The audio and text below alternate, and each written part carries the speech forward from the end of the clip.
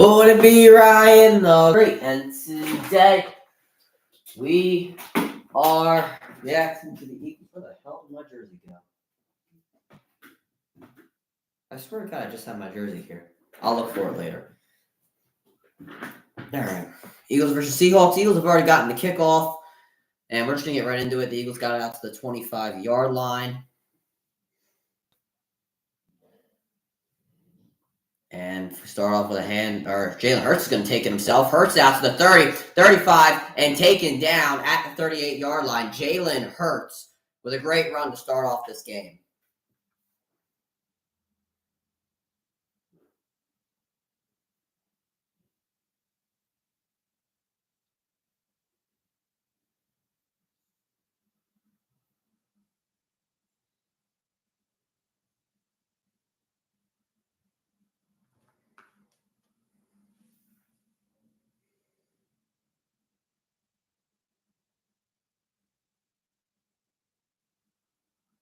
Hurts gives it off to Swift, receives it in the backfield, puts his shoulder down, gains a few there on first down. That'll bring up second.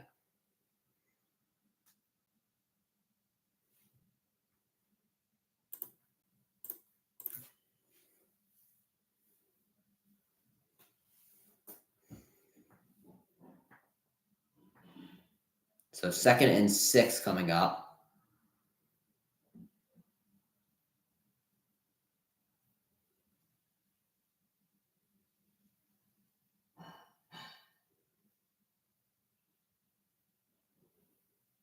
Handoff to Swift, and he trips in the backfield, taken down by Leonard Williams. That'll bring up third down.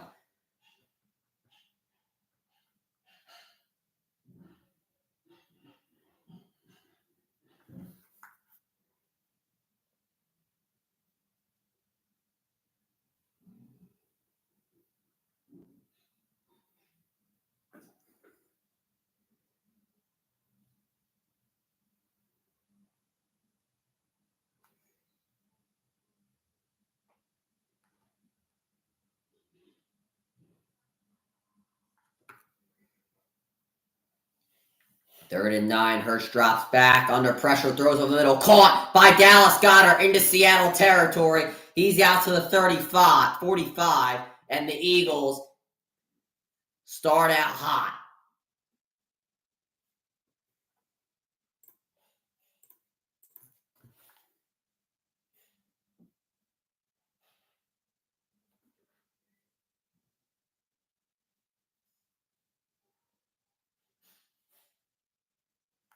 And now passing in the backfield to Goedert, who gets to the outside. Goedert puts his shoulder down and is taken out of bounds by Woolen.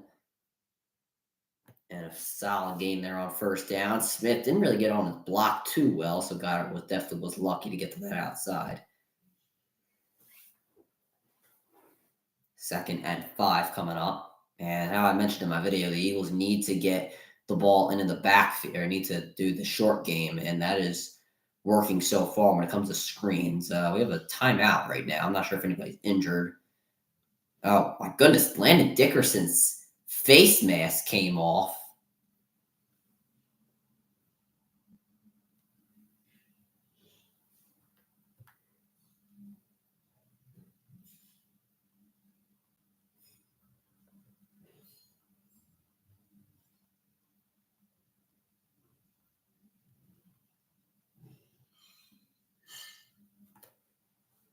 All right, so substitution. Can't really tell who that was, but 2nd and 5 coming up. Hurts in the shotgun. Fake to Swift. In the backfield to Smith, who makes a nice catch, but is brought down in the backfield. That'll bring up third down. And Smith is down, a little slow to get up, and he's going to limp off of the field, and hopefully he's okay. He tripped over Jackson and was taken down by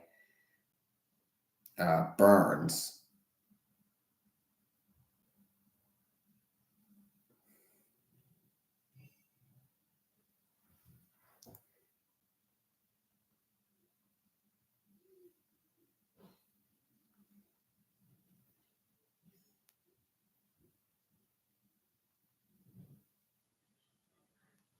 And the Eagles drain this clock to 1, and they're asked to call a timeout.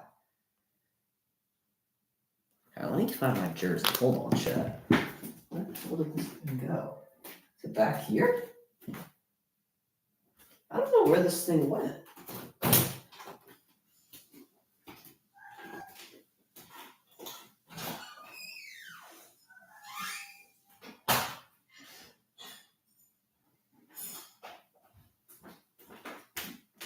No, I found it. I don't know, chat.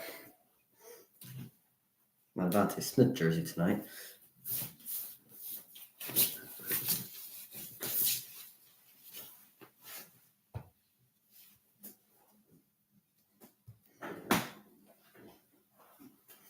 Third and 6. Eagles have already used a timeout. They are in Seattle territory, not in field goal range. Nobody in the backfield with Hurts. He will throw. He throws over the middle. This one caught by A.J. Brown, who's able to break a tackle and get a first down. He gets past the 30, and the Eagles are able to continue their drive.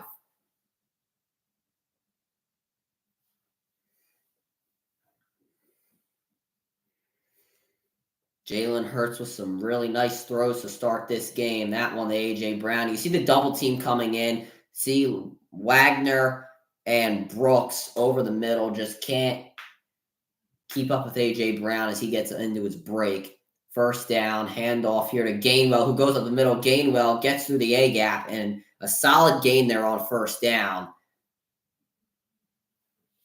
The Eagles moving the ball very efficiently. We saw this last week against Dallas. They did move the football, but they were not able to score due to a turnover problem. So hopefully that will change this week. Hurts in the shotgun again. Hand off to Gainwell. He will get through the B-gap. Kenneth Gainwell with a first down, led by a Jason Kelsey block. Eagles running the ball down the Seattle throats in the past 2 plays.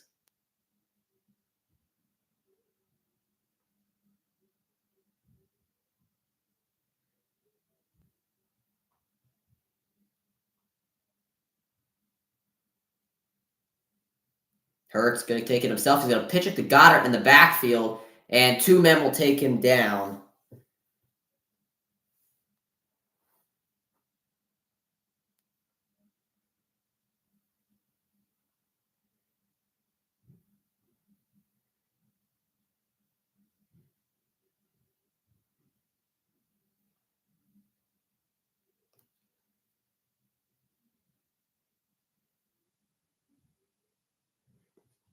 So 2nd and 9. The Eagles in the red zone. They're at the Seattle 14-yard line.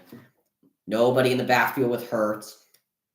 Swift in motion. He'll go into the backfield and pass into the backfield to DeAndre Swift. Swift trying to get led by that Mailata block. Does not get the first down, but is a few yards short.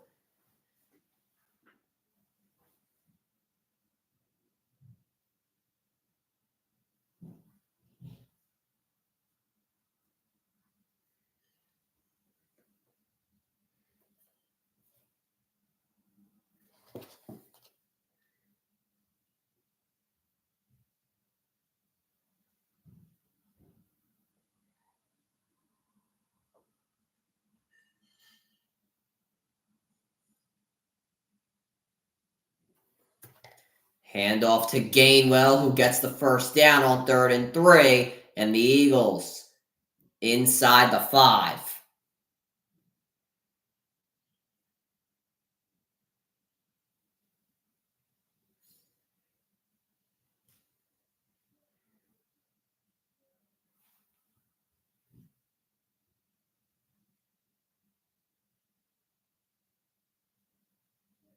Handoff to Gainwell again, who spins his way down to the 2 or 3 yard line.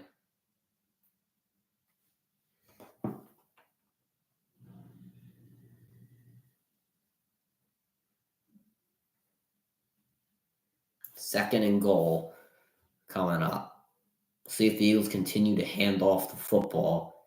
Normally they do like to pass it here, but with the Jalen Hurts illness, we don't know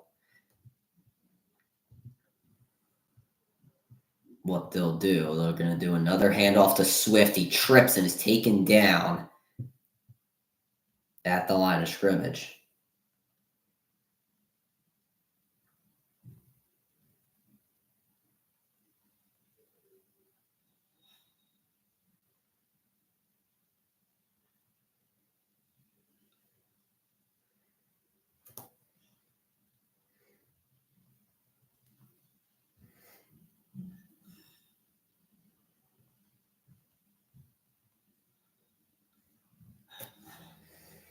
Third and goal. Hurts to throw. Now he's going to try to run. Jalen Hurts dives. He is in for the touchdown.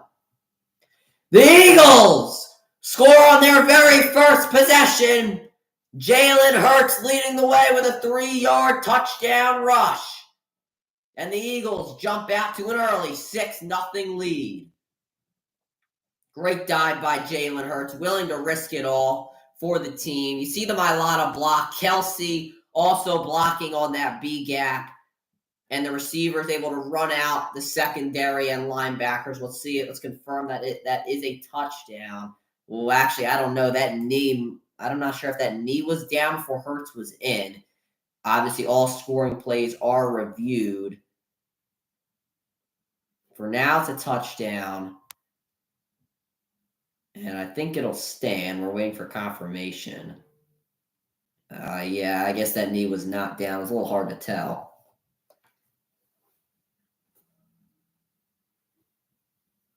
Elliott's kick is automatic.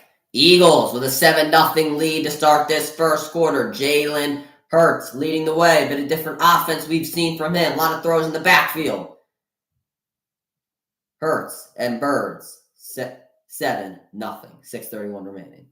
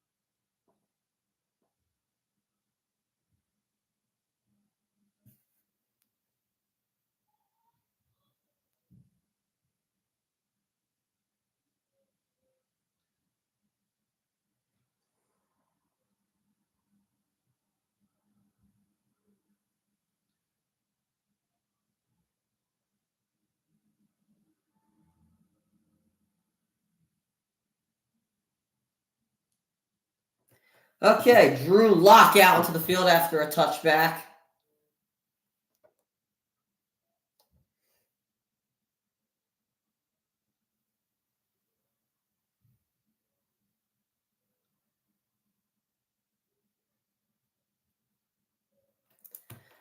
So Lock starts out under center. Metcalf in motion. Fant in motion as well. And I think there's a false start there. The Eagles pointing it out, and the referees seem to agree. Not a good start for the Seahawks.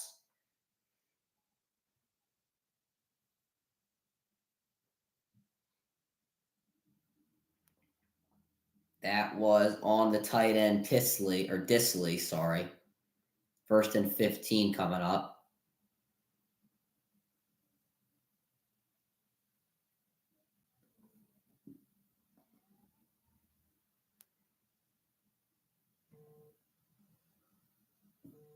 First and 15. Lock under pressure, dumps this one off to Walker in the backfield, and he will be taken down by Nicholas Morrow after around a 3-yard gain. I'm already talking about the freaking Landon Dickerson thing. Oh, I gotta put my thumbnail up. I totally forgot about that.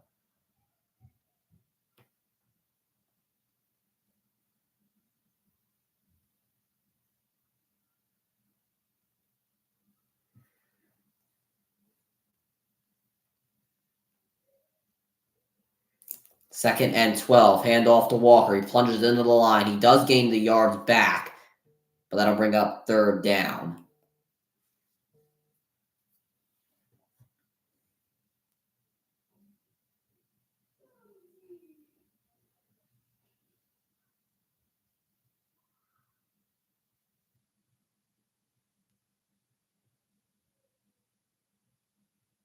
Matt Patricia. Oh, boy. Never in my life. Never in my life. All right, so we got Roby following Metcalf in the slot. You don't typically see Metcalf in the slot, but Locke will throw over the middle, caught by Metcalf, but he is going to be short of the 1st down marker. Roby with a nice tackle there. That's a 3-and-out start for Seattle, barring any 4th down attempts. And it looks like they're going to go off the field.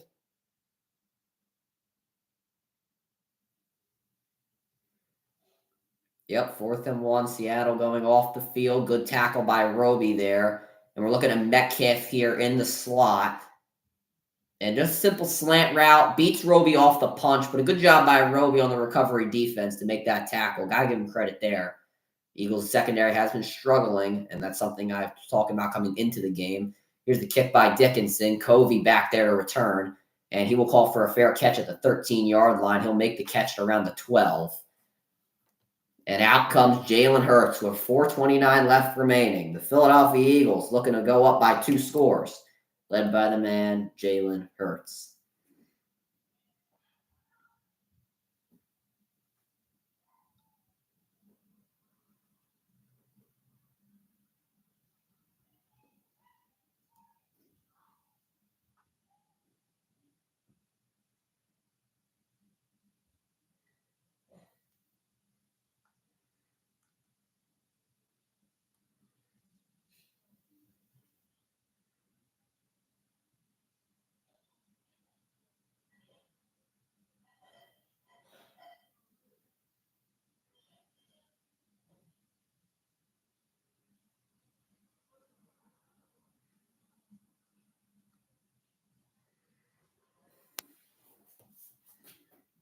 Oh my goodness, my freaking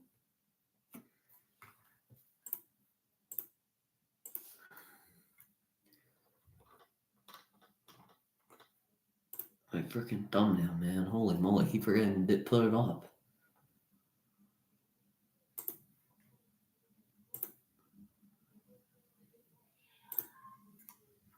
There we go.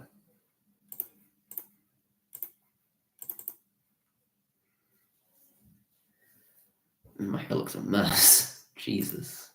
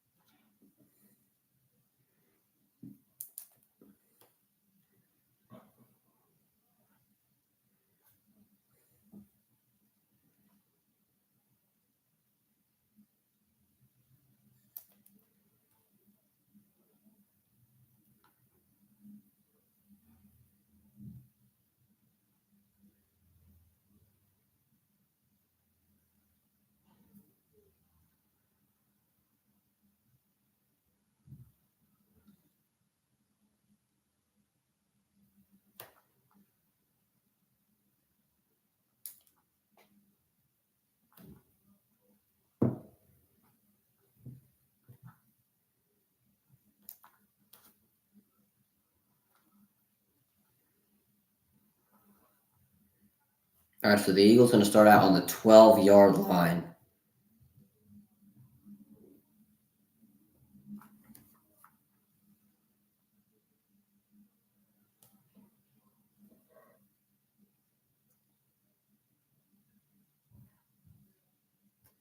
So Hurts hands off to Swift, who's able to get to the outside. Swift taken down. Could have had a big break there, but unfortunately for him, was not able to.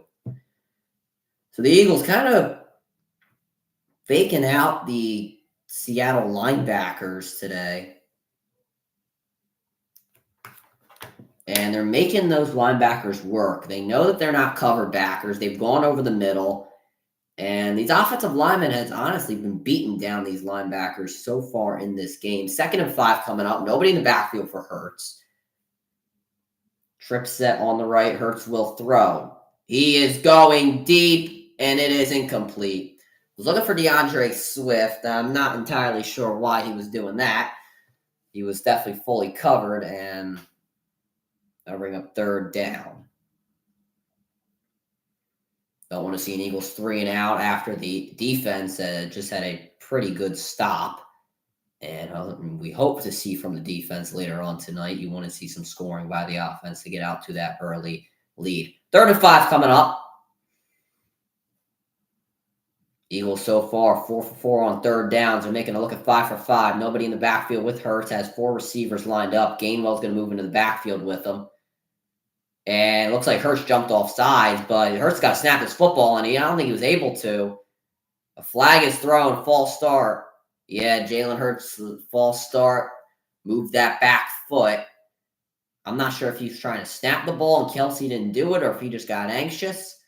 We've seen a few of those penalties this season by quarterbacks, and they've been very picky when it comes to those calls. So now the Eagles, instead of 3rd and 5, 3rd and 10, so a significantly lot longer of a play. Trip set on the right. Nobody with Hurts in the backfield. A constant theme. Gainwell, though, moves back into the backfield. 5 seconds to snap. Hurts gets it off. He will throw. Looks over the middle. This pass incomplete. Intended for Dallas Goedert. Not the best throw in the world. A 3 and out for the Eagles offense. Penalty killed them, and Eagles will be forced to punt.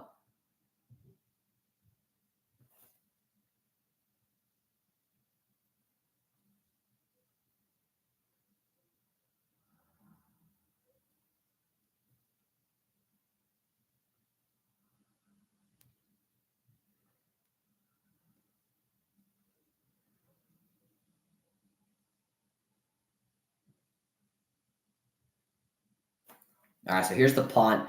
This one will drop at the 45. It's going to bounce all the way to the 30, 20, now to the 26-yard line.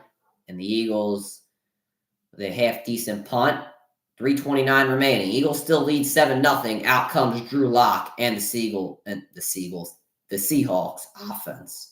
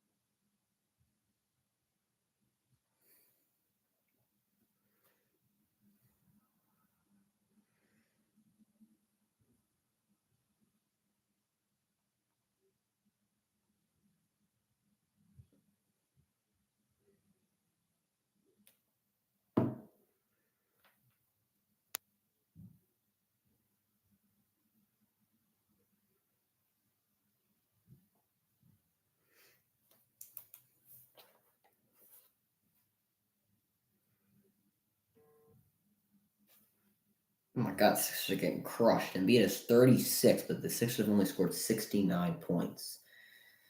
Having the Sixers 6-game winning streak. The Rose Bowl and all, Rose Bowl game. Michigan, Alabama. Sugar Bowl, Texas, and Washington.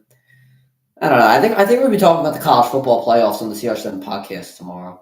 So make sure you guys go check that out. We'll be filming at 2 o'clock. We have a guest tomorrow. Guest from our freshman basketball team. So providing some insight on that. Our last episode before the Christmas break. So make sure you guys go check that out. Make sure you guys go check out the most recent edition as well. All right, here we go. We are back now for this game. Seattle gets the football. They went 3-and-out on their first drive, looking to do more on this coming drive. Locke lined up under center. Njigba in motion. Walker also in motion. He's moving out of the backfield. Njigba back in motion, and play call seems a little uneasy for Seattle. Njigba will go right back in motion. A pitch to Walker, who's immediately shut down in the backfield. Josh Sweat. What a boost of speed from Josh Sweat. He came flying out of the backfield. I'm not sure who's supposed to be guarding him. I think Metcalf was supposed to pick him up. And Josh, I'm not sure what happened. I mean, Metcalf just couldn't get him. Josh Sweat and just read that play like a book. Committed to that left side. Beautiful tackle. 2nd and 16. Locke will throw. This pass called over the middle by Parkinson. He is taken down. He gains the yards back, but it'll be 3rd down. So he's Sean Desai up there in the booth, and something that has been a story over the past few days. Sean Desai moving into the booth as the defensive coordinator. Matt Patricia on the field. And now 3rd and 10 coming up, and we see Matt Patricia right there on the field. And so far, it has worked, knock on wood. Nobody in the backfield for Drew Lock. Stack set on the right, I believe Njigba and Lockett. Locke will throw. He has time over the middle. This is caught by Tyler Lockett. He is brought down, but not before getting Seattle's first down of the game. Under 2 minutes remaining in the first quarter. And Seattle here with some hurry-up offense, and in comes Jalen Carter. I believe that is Charbonnet in the backfield. Locke under center. They'll fake to him. Locke will throw. This pass caught by Lockett. He will be knocked out of bounds by Sidney Brown. And a solid game there on 1st down by Tyler Lockett, the veteran. And the Eagles have ranked as one of the worst 3rd down defenses in the NFL. And actually, the worst statistically. 2nd and 5 coming up.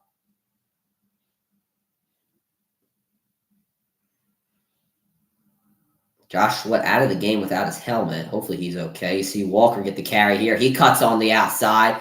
And a good tackle there by Sidney Brown. Walker could have had a lot more. And he'll be short of the 1st down, just by a yard, though.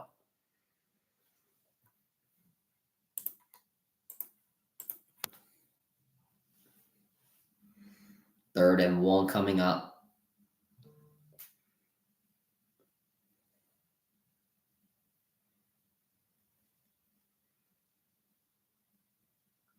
Seahawks do have to snap this ball one more time before the end of the quarter. 3rd and 1. And a penalty marker thrown. The Eagles said false start by Seattle, and that's what the officials are going to call. Noah Fant. Pete Carroll is livid. The Eagles called it out. Matt Patricia's calling the plays. I didn't even notice. I've been so locked in the commentary. So let's see. Noah Fant. He was looking back at Drew Lock, and I'm not sure if Lock had already set. I'm not so sure, but either way, the officials call it. It's 3rd down. Fant this time in motion. 3rd and 6. Locke will throw. He throws this one to the sideline. It's incomplete. Intended for Noah Fant. Throw, not the best one. Kevin Byard there. Straps. That's 4th down. The penalty proven to kill Seattle, just like it killed the Eagles on their last drive. And Seattle, for the 2nd time today, will be forced to punt. You see Byard there doing a great job staying with Fant after Lockett tried to draw him off of Fant. And Byard did a great job reading Locke's eyes to make sure that that throw was away from Noah Fant.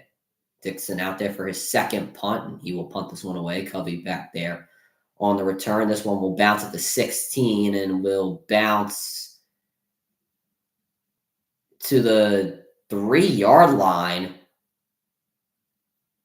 as I believe that was a linebacker. That was the linebacker Rat Gun, if that's how you say his name. That one bounced to around the 19, and then he hit that one to the 4, or the 2, sorry, knocked it back to the 3, and that's where Seattle touched it. But I think the Eagles will get it at the 19. I'm not entirely sure. Is that where he originally hit it? I don't know. Weird predicament there on Monday Night Football. Eagles get the ball either way.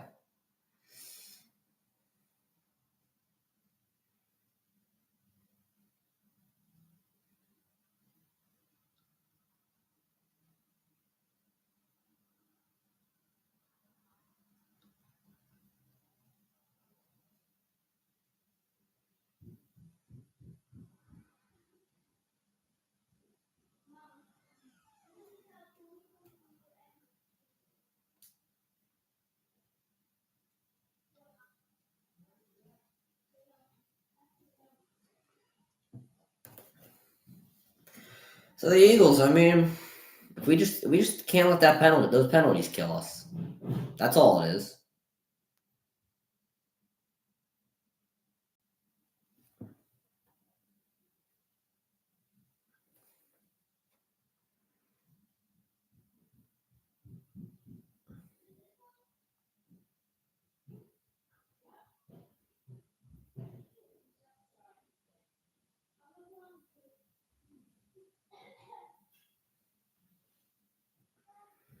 It was a good first quarter. They had it in control. Do I wish that they would have scored on that second possession? Yes, because I always do bring up how valuable possessions are in the NFL, because you might only get 4 possessions in one half.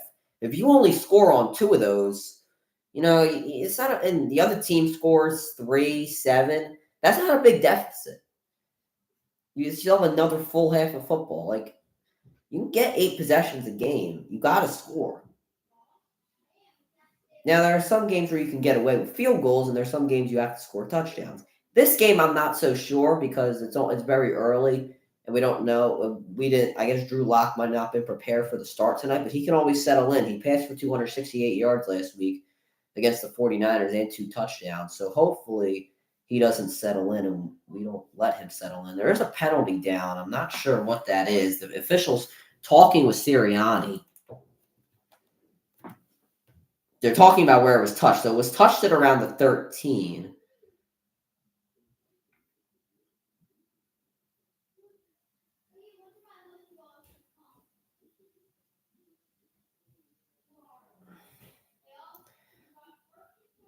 So apparently the linebacker Raddington, he batted the ball forward after originally touching it. I mean, I guess that's not allowed. This is bizarre. I've never heard this rule before. So I'm learning. I know just as much as the commentators do right now, I guess. I assume that the Eagles will get around 5 to 10 yards.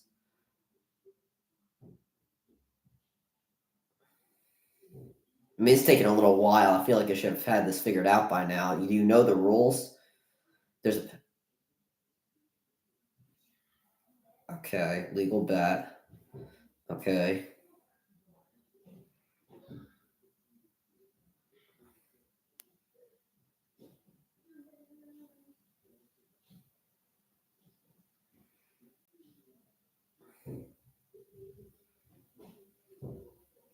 Eagles decide to have this re-kick happen. Why? I don't know. And they're going to stay the way they've been facing through when we have the second quarter. So they're just flipping the field. That really doesn't matter too much.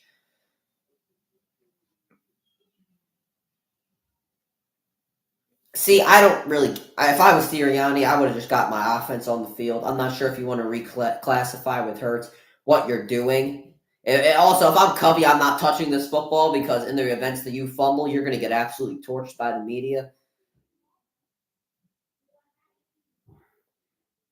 All right, so 4th and 16. We're going to do a repunt here.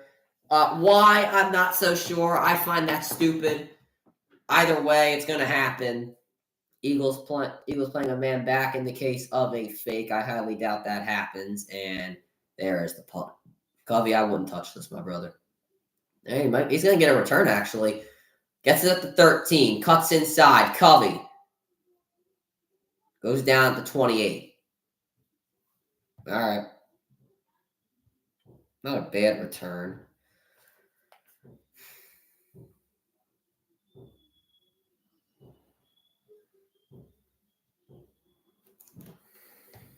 Eagles 0-7 against Pete Carroll's Seahawks. And they're 0-3 in Seattle. Looking to change that here in this Pete Carroll era. 1st down and 10. Eagles at their own 29. Swift in the backfield with Hurts. And this ball batted in the air, incomplete. Extra man on the rush, and that was the cornerback Burns. He batted that in the air. Great timing on that, incomplete. You see Burns there just sneaking in. Nobody came in for the block. Luckily for Hurts, he tried to get it away early. He was looking for A.J. Brown. Looks like it was going to be a completed pass. Looks like Diggs came in there a little late. Either way, it'll be 2nd down. Burns comes out of the game for just a play.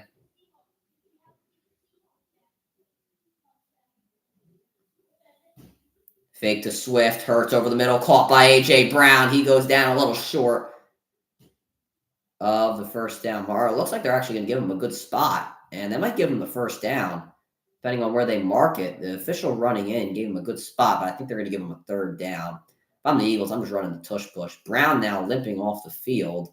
Julio Jones going to come in for him. And you hope A.J. Brown's okay. Devontae Smith has already been banged up. And it looks like the Eagles are going to tush push. I always get nervous it won't work, but it always does. Hurts gets the 1st down. I always get nervous that it won't work on one of these days. I feel like it's not going to work, and I'm just going to be absolutely baffled.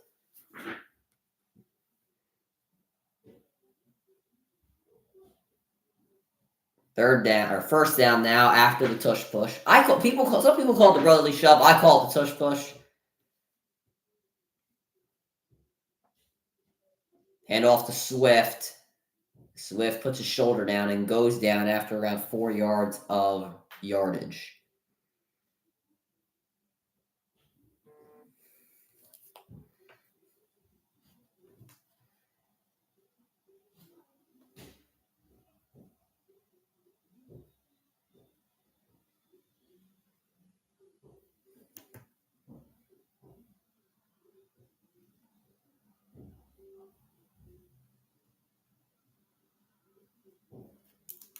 Second and 6. Eagles at their own 44-yard line. Swift in the backfield. Hurts. They're going to fake it, and Hurts going to take it himself. Hurts trying to get the angle there, and depending on the spot, and they're going to give him a good one, he will get the 1st down. Eagles with read options, RPOs.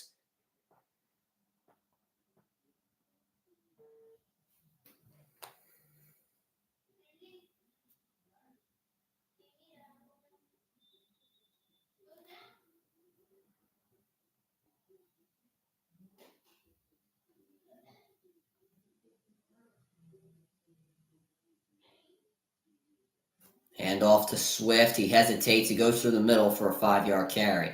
Eagles in Seahawks territory.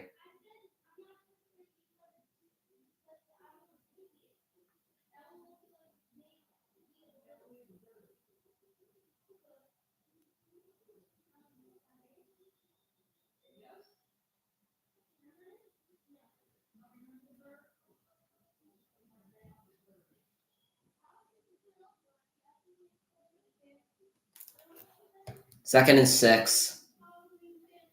Hurts will throw. Goes over the middle. It's caught by A.J. Brown. Puts his shoulder down. Taken down. And it seems like the short game is working for Philadelphia. The run game and the short game is what is working. Another first down, Philly.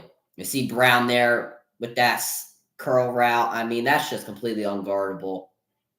Brown with 3 catches for 30 yards. Hand off to Swift. Swift in space. DeAndre Swift. DeAndre Swift with a first down. St. Joe's Prep. Great job by Kelsey and Lane Johnson to get those blocks, blocking out and letting Swift have a lot of space. They're going to give it to Swift again. Doesn't have as much space. He trips, and he only gains a few. Swift has been tripping a lot today, so I'm going to have to maybe get some new cleats.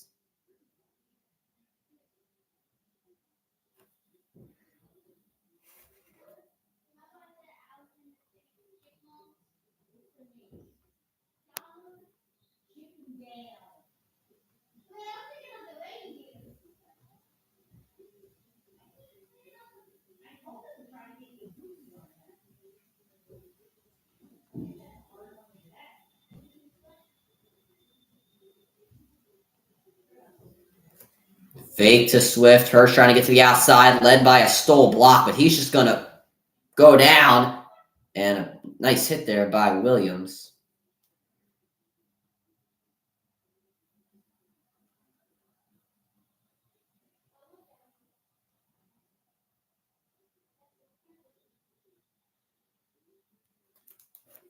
Third and 6. Eagles have held this ball for 10 plays, 51 yards, 5 minutes so far. 3rd and 6. The Eagles have been good on 3rd down so far. Knock on wood. Stack trip set on the left. Nobody in the backfield for Hurts. And he's going to take it himself again. Jalen Hurts not going to get there. Around 3 yards short. And that's 4th down. See, I feel like running up the gut with Hurts is not the best option because I feel like they're ready for that. If I'm the Eagles, I'm taking the points. But knowing Sirianni, he'll probably do it. He'll probably go for it. And you see there, Sue Opeta, not really the best guard. And obviously, we do know Leonard Williams, one of the better tacklers we have in this league. Opeta just didn't block out for some reason. That is his job. Kelsey did everything that he could, but Kelsey's job is to get on the second level. And if the Eagles are going to try this, I don't really agree with it. But Hurts will snap it. It looks like the Eagles' false started, but this pass over the middle, caught by Julio Jones. You love to see it.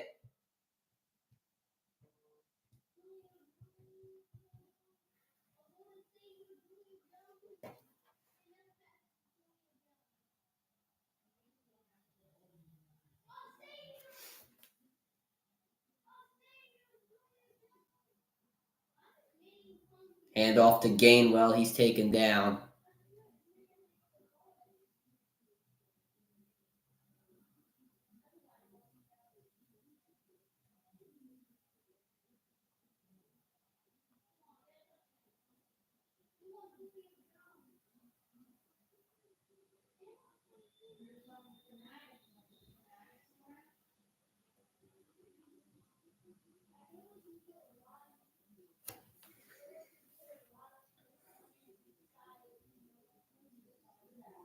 Second and 10. Hurts. Hands off to Swift. Swift in space. DeAndre Swift goes down around the yard short. And you see just a lot of space. Jason Kelsey is a beast.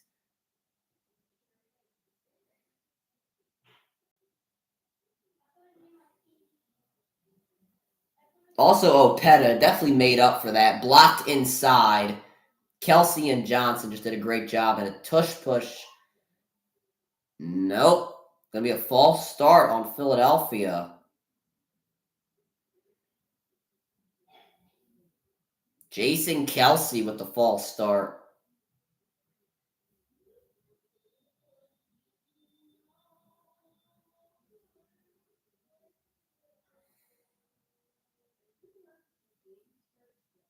I'm not sure where he jumped. Maybe he was like rocking a bit. I'm not so sure. But 3rd and 6 coming up. Eagles once again have been good on 3rd down. Only one time have not converted. Spread set. Swift in the backfield. Seahawks showing a 4-man blitz. I'm going to give it to Swift, who is going to be taken down. All right, the Eagles have held the ball for long enough. I feel like the offense is a little too tired. I feel like this would be the time to just take the field goal. That's what the Eagles are going to do. It's a shame they jumped off sides. Penalty, second time has killed us. I'll take the field goal. I'm glad that we've held the ball for a long time. I mean, that play is just, man, this is not good. 27-yard attempt from Jake Elliott. Elliott 92% this season, and this one is good. So the Eagles now lead 10-0 with 6:20 remaining in this first half. Seattle will get the ball back next. So I want to see this false start on Kelsey. How did he jump offside or false start? Did he move his arm or something? He moved his head? I don't understand.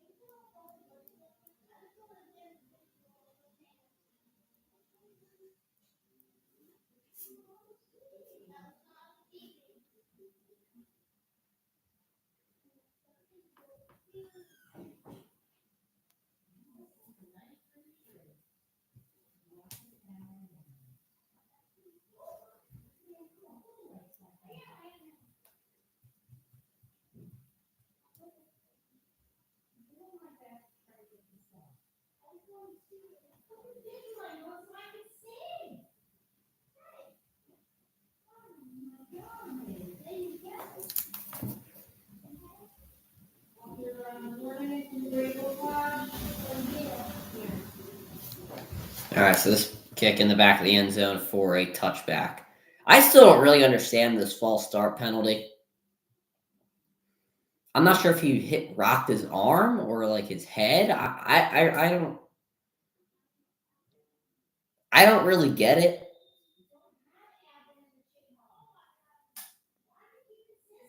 I don't understand. Maybe somebody in the chat can help me understand what the hell he did. All right, Walker in the backfield. 3 tight ends set up for Seattle. Locke is under center. Fant in motion. Fake to Walker. Locke. He does have time. He is going deep, and it is incomplete, and a flag is thrown. Josh Jobe is in the game. That's why. Intended for DK Metcalf. Josh Jobe there going to get called for defensive pass interference.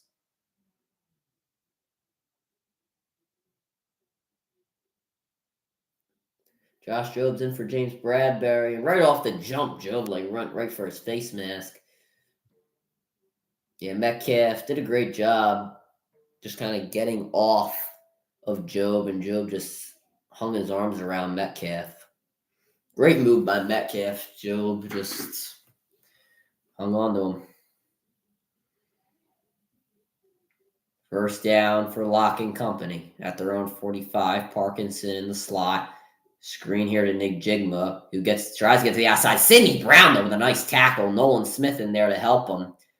And Sidney Brown, really nice play there. You see Seattle, they love to use their tight ends. They love to use them in blocking. They love to use them to receive.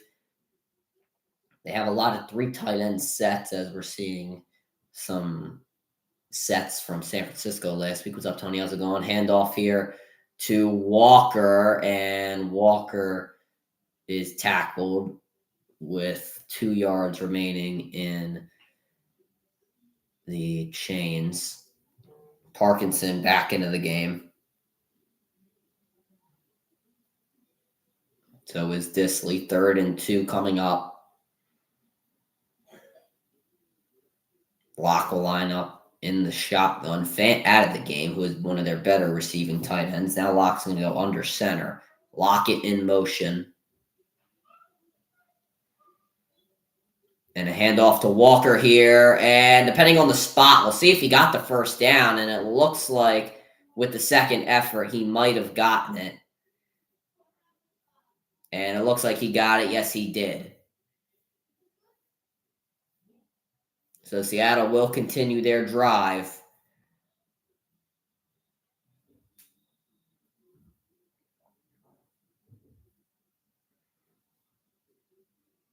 And now Seattle kind of taking a page out of the Eagles book, going with the run game and the short game. A lot of short passes. Kenneth Walker out of the backfield. Lots of blockers. Big Jigma in motion. Walker again in the backfield. Lock will throw.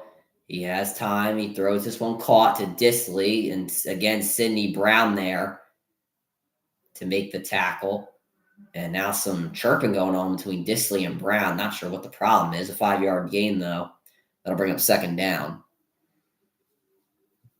Seattle with these quick passes over the middle. Once again, taking a page out of the Eagles book. Also, Shaq Leonard there involved in the play. Haven't really called his name a lot today. Van Sermon will actually come into the game now. And he'll line up as another edge rusher, along with Hassan Reddick. Block. And under center, handoff to Walker, who gets in space. Walker to the 30, down to the 26-yard line. Kenneth Walker with a big gain there gets Seattle in business. Once again, Seahawks running the ball down the Eagles' throat. And you see Parkinson there kind of taking away Nicholas Morrow from the play, shifts him over just a little bit in the case that he does get the football. And just that little step is able to help Seattle and the left guard Damian Lewis on his block. Parkinson again in motion. Toss to Walker. Gets to the outside. And shoulder tackle there by Ringo, and Sidney Brown again involved in the play. And he drives him out of bounds. 2nd and 10 coming up. I honestly thought they were going to throw a flag. You see Ringo there, and I'm not a big fan of the shoulder tackling, but it does drive Walker out of bounds. Walker wasn't out of bounds when Brown made the tackle, but Sidney Brown is doing a really good job, showing a lot of effort tonight. And you got to give him credit for that. 3 guys in the backfield now. And only 2 seconds for Lock. He does snap it. Has time. Throws this one. Dropped by Charbonnet. Morrow there on the coverage. And Charbonnet just a little route there in the flats. Not able to maintain the catch. 2:17 remaining left in the quarter. It's 3rd and 10. Just a little route there. A little out route in the flats. Morrow Not the best cover linebacker in the world. They're attacking him. Lock a little far in front of Charbonnet. Maybe could have made the catch. Depends on who you ask, but it's third down now. Lock tonight, he's 7 for 9, 42 yards passing, so not the best night. Sidney Brown with Metcalf in the slot one-on-one. Definitely a matchup to watch. 3rd and 10. Lock will throw. He is under pressure now. This one over the middle. Caught! Open. Jackson Smith, Nick Jigma. And another first down for Seattle. That will take us to the 2-minute warning. Look, Nick Jigma in the slot. Bradbury playing off of him in that zone cover. Just kind of sits in his shell. And that dig route there by Nick Jigma. Just a good call there from Seattle. They saw the Eagles not bringing their safeties in. They are looking for in the events of a deep ball to the end zone because Seattle does need some points here.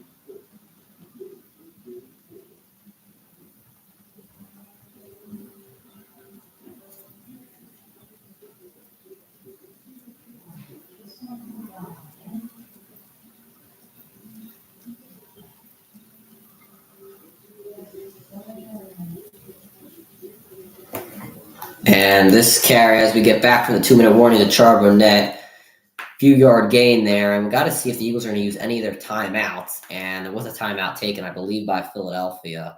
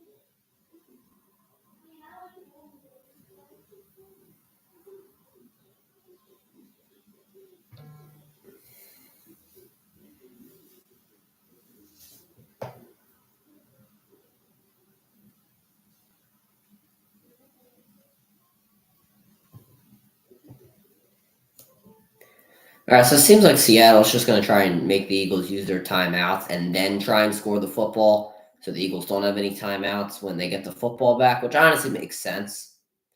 That's kind of, I would assume, Seattle's game plan. And hopefully for the Eagles, they can hold Seattle to at least just a field goal and preserve at least a minute, I'd say. That's probably the best they're going to get. I'll just talk about the best case scenario. Obviously, the worst case scenario is Seattle drives the clock out and then they score a touchdown. Honestly, that seems a little more realistic, but hopefully that won't happen.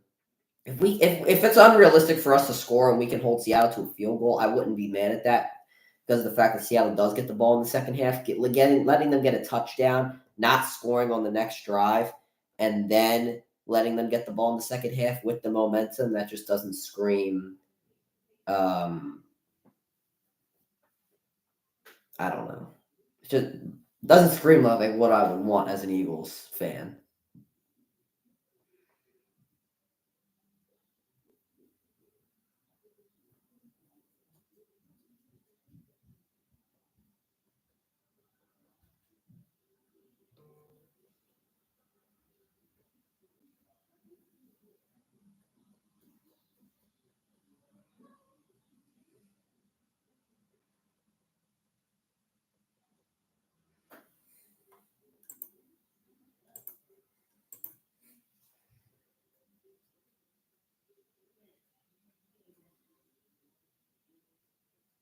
Second and 7. Locke will throw. This one, little low to Metcalf. Good coverage there by Ringo to make sure that's broken up completely. Third down.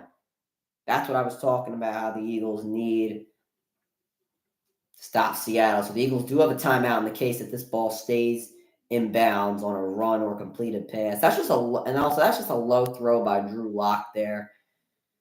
And great recovery there by Ringo, getting out of his break quickly to make sure Metcalf cannot get that football in. Breaks up the hands. That's just a great fundamental play. 3rd and 7. You got to assume Seattle could be going to the end zone here. Locke will throw. Throws this one over the middle. It's caught.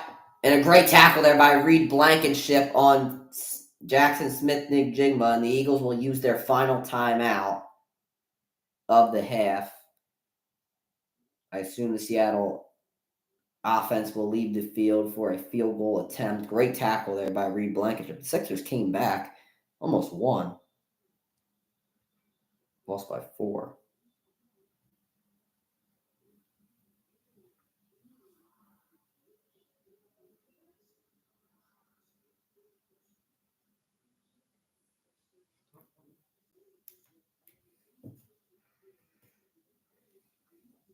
And great tackle there by Reed Blankenship. Gotta give him a lot of credit.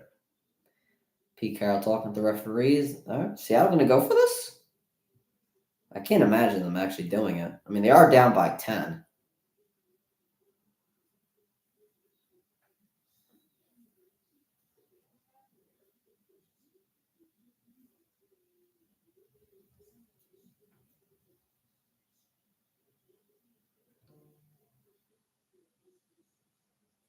The statistics say go for it. Charbonnet out of the backfield. Charbonnet, whatever you say his name.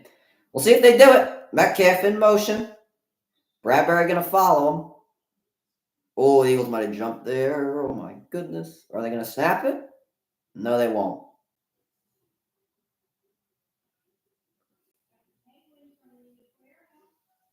I thought Cox jumped off sides. I'm not going to lie. Seattle used their first time out of the half, and they will attempt a field goal. I want to actually see the line of scrimmage camera. I want to see if Cox jumped off sides because it looked like he did. Looked like he was also kind of like he was not lined up in the neutral zone, but my lips are sealed.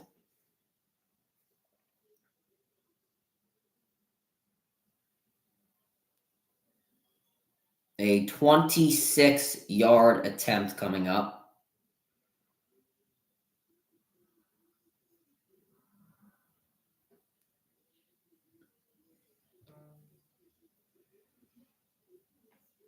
The kick is up, and the kick is straight through. Seattle puts their first points up on the board with 1 minute and 42 seconds remaining. The Eagles, though, still beating them by 7. It's 10-3 right now. The Eagles have no timeouts and will have 1 minute and 42 seconds to go down the field and try to score. We'll be right back.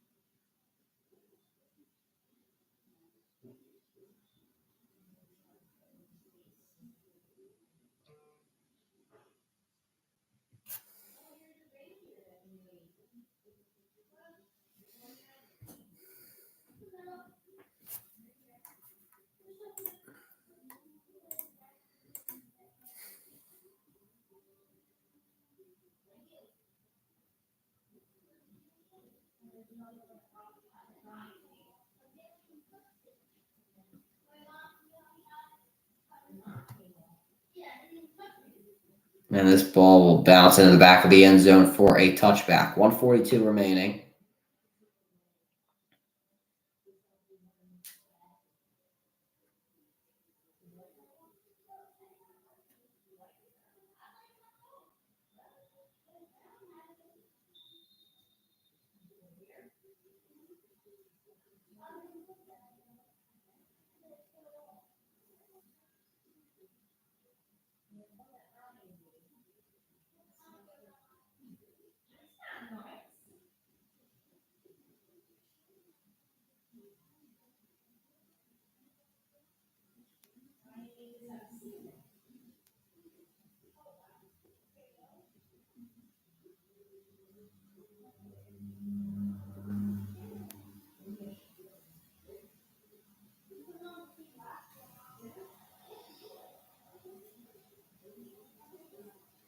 So Goddard in motion, Hurts in the shotgun. He will throw. He is going deep, and it's caught by Devontae Smith. Was have to go up to get it, and clock's still moving. Smith to the 40. Oh no, flag! Please, please tell me it's in the secondary. Please tell me it's on Seattle. Please, come on. We just had a really good start. Hands to the face on the defense. Okay. Penalty decline. First down, Philadelphia. Thank gosh. Okay.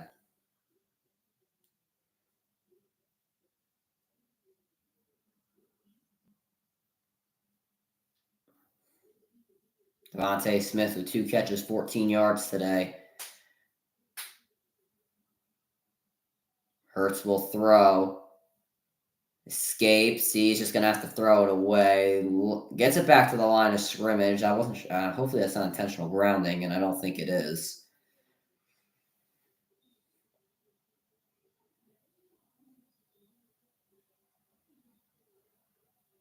All right, so clock does stop with 127 remaining. 2nd and 10.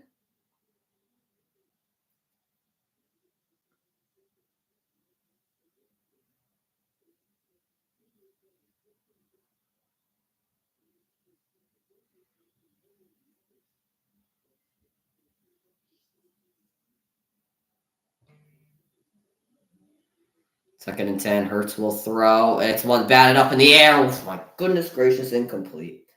3rd and 10. See, there's still a lot of time left on the clock for Seattle, so I'm hoping we don't turn this ball over. That was batted up in the air by, I believe, Williams. There might have not been. I couldn't really tell.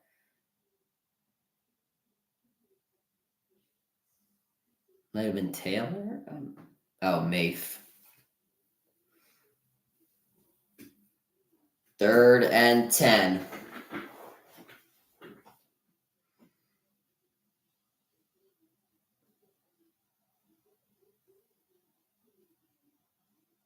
Hurts will throw. Throws this one incomplete. Too high for A.J. Brown. Eagles with a good start. Can't finish.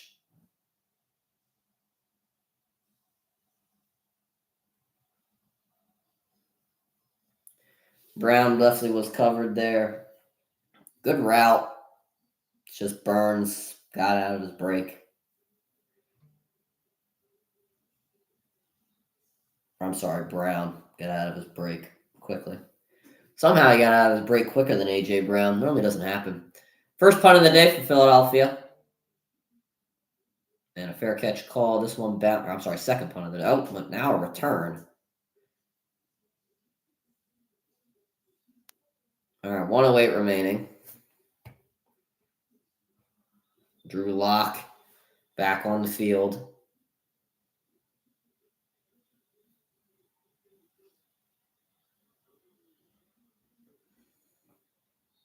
And we'll be back after a short break.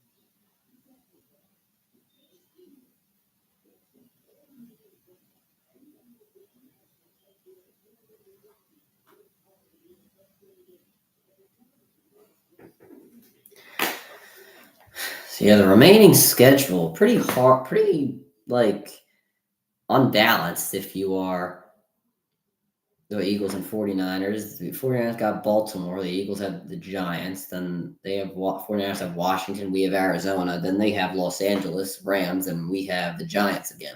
Pretty unbalanced schedule if you ask me. Hopefully that works in the Eagles' favor as an Eagles fan, but definitely a tough road if you are the 49ers. Pretty two tough teams there. This pass over the middle caught by Fant. And Seattle does have 2 timeouts remaining, just now under a minute. They're not going to use that first one yet, or second one, might I say. 2nd and 4 coming up. Locke will throw, has time, now has to throw it, incomplete, just throws it away.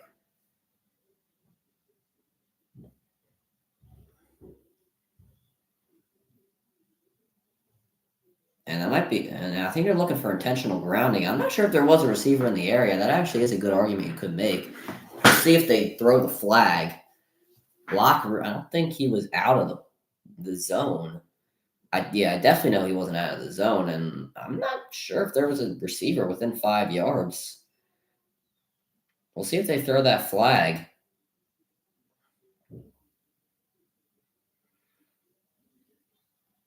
Yeah, intentional grounding. They are going to call it.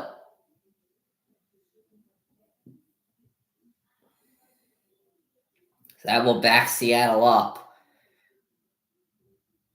and make their chances even harder on 3rd down.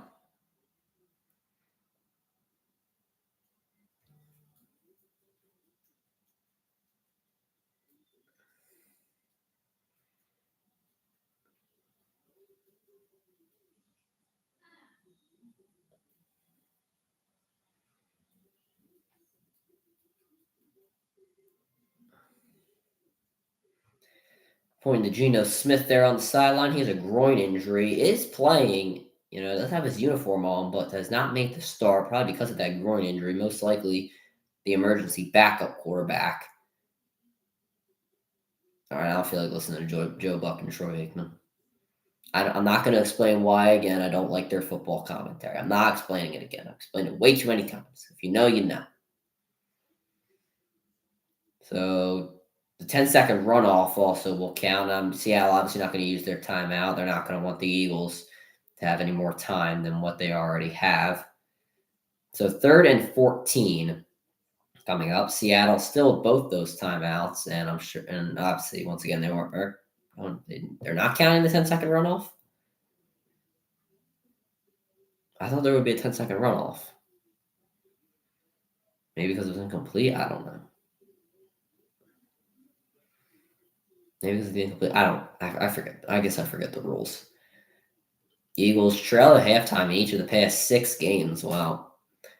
Unless a miracle touchdown and 2-point conversion, doesn't look like that'll be the case. 3rd and 14. And just a handoff here to Charbonnet and a flag down. And it looks like it's going to be holding on Seattle. And Charbonnet just driven back in the backfield. Eagles players trying to calm down Sidney Brown, tell him to take it down a notch. He has been on fire today, which is a lot of aggression out of the rookie. Holding on the offense, and penalty declined. And Seattle will have to punt this one away. So 4th and 12, they'll punt this one away.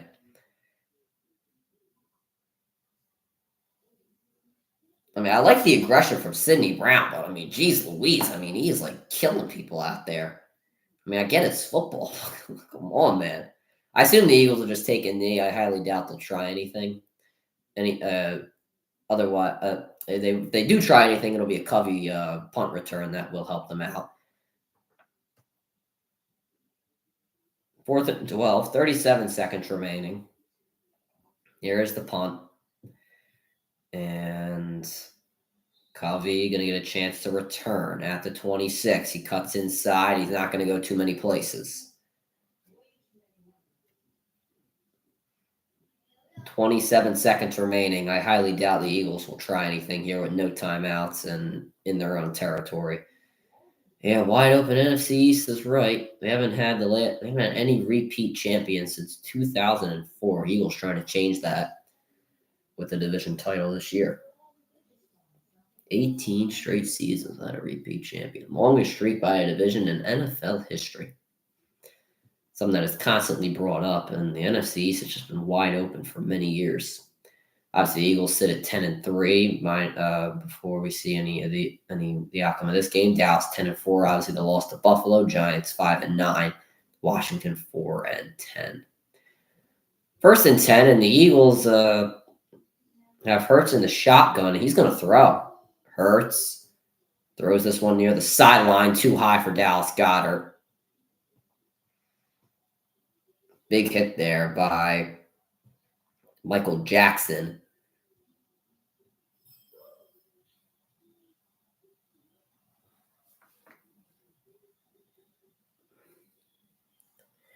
Second and 10, and we'll see if the Eagles try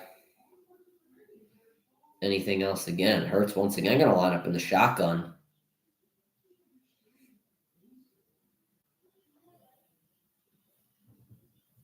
Gainwell once again going to move into the backfield. Eagles trying to be aggressive here. Hurts will throw. Has to escape. He is going to run. Hurts gains a few yards, will run out of bounds.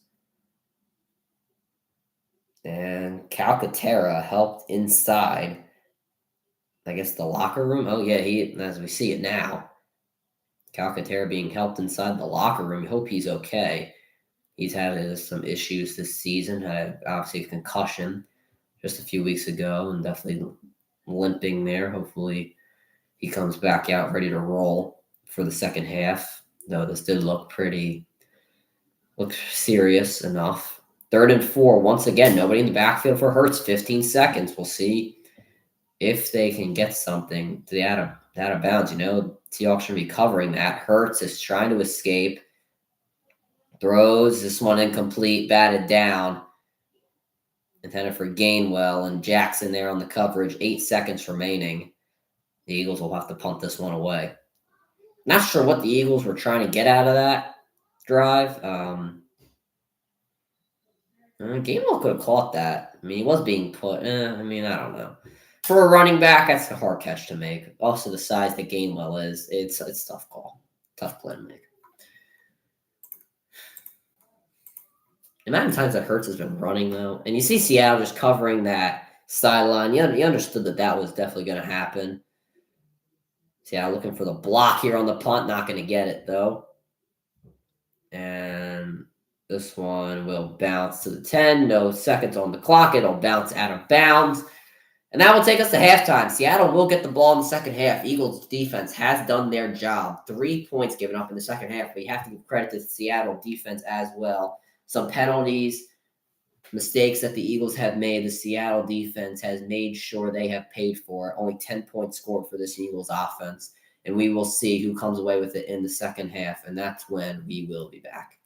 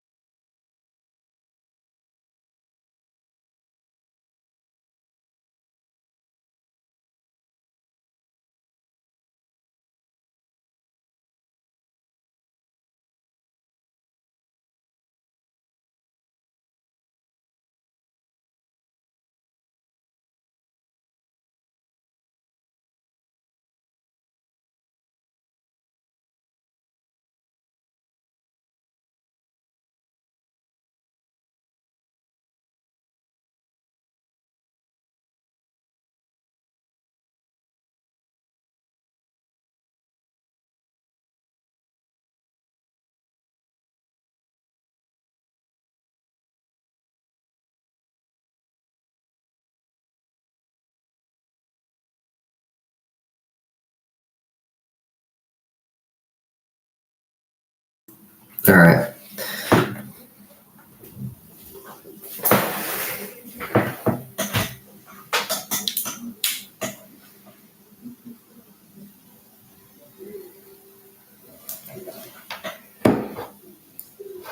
Here we go. We're going to start the third quarter in just a moment.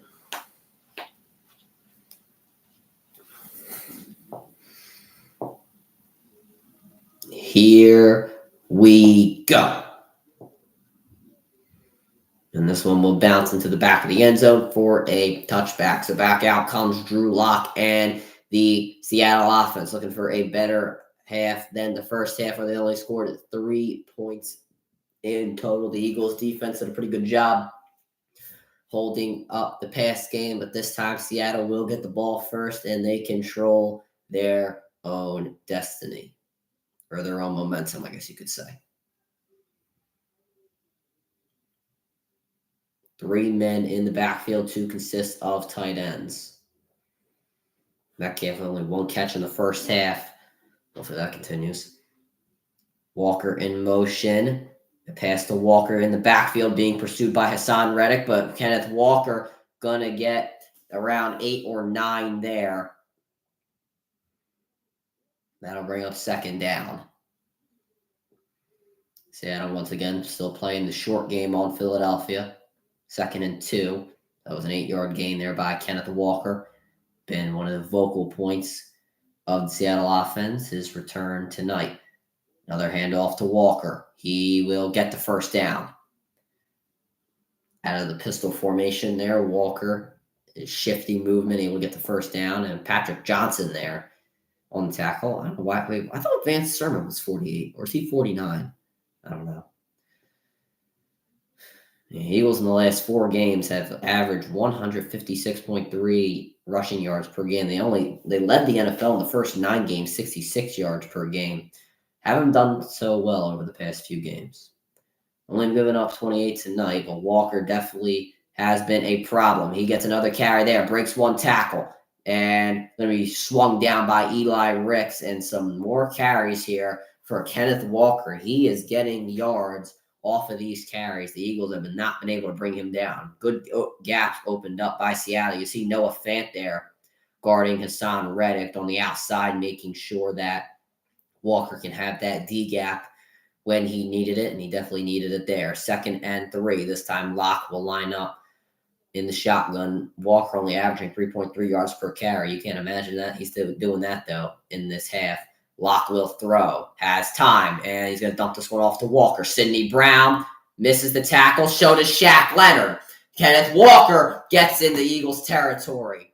2 broken tackles by Kenneth Walker gets Seattle in business. Sidney Brown has played a great game tonight, tackling-wise, and that was probably his worst play yet. You have to make that open field tackle. I mean, he wrapped up, just kind of had to put a little too much energy into that. I mean, he did a good job pursuing him. Yeah, Metcalf just defended over the middle there. You see the Eagles paying a lot of attention to him, dropping their linebackers. This time, Charbonnet in the backfield, Lock under center, handoff to him. He hesitates, and he gains 5 yards. The Eagles can't stop the run.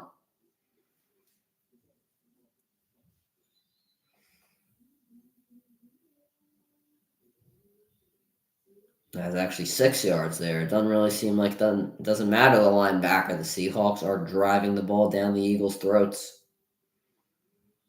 And the rookie taking it to the Eagles. Once again, Locke will line up under center. If I'm the Eagles, I'm trying to stack that box. Shaq Leonard better move in. I don't think the Seahawks are going to throw. Yep, they're going to go right back to Charbonnet. He gets the first down. You know it's coming. They just can't stop it. The gaps are being opened up. Hassan Reddick going to come out of the game. He's missed a few tackles. Same with Charbonnet. Walker will come right back in.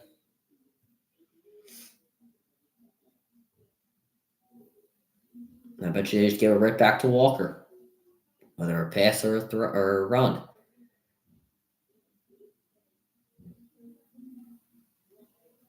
Man in motion, pistol formation. No, screen pass this time. And gaining a few yards there is the receiver Bobo, his first catch of the day. Nolan Smith there with a good tackle. Nolan Smith, haven't seen a lot from him this year. Good tackle from him, 4-yard gain.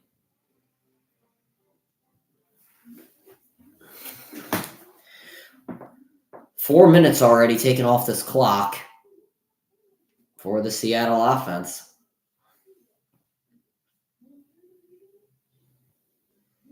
Three men in the backfield. Walker behind lock. And that's who they will fake it to. Pass caught by Noah Fant. Gets pushed out of bounds a yard short of the first down marker. They're also attacking Morrow in the flats. We've seen that a few times today. Proven successful there. You see Metcalf there kind of cutting off Morrow, allowing Noah Fant to get open. Once again, three men in the backfield. Walker being that man. Kenneth Walker gets the carry. Walker cuts through the middle, able to cut to the outside. Kenneth Walker with blockers in front to the 5. Touchdown. What the hell was that?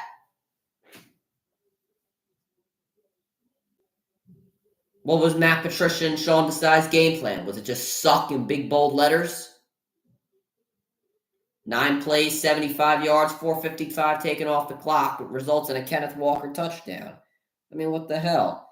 Sidney Brown with about 5 missed tackles on that drive. You know, that burst of energy that he's got seemed to wear off. I mean, he got his ankles broken. Jesus Christmas. I mean, know your surroundings. You know that nobody's on the outside. You know there's no X receiver. Try to get to that outside. You have linebackers in the middle there. Kick is good, and this game is tied.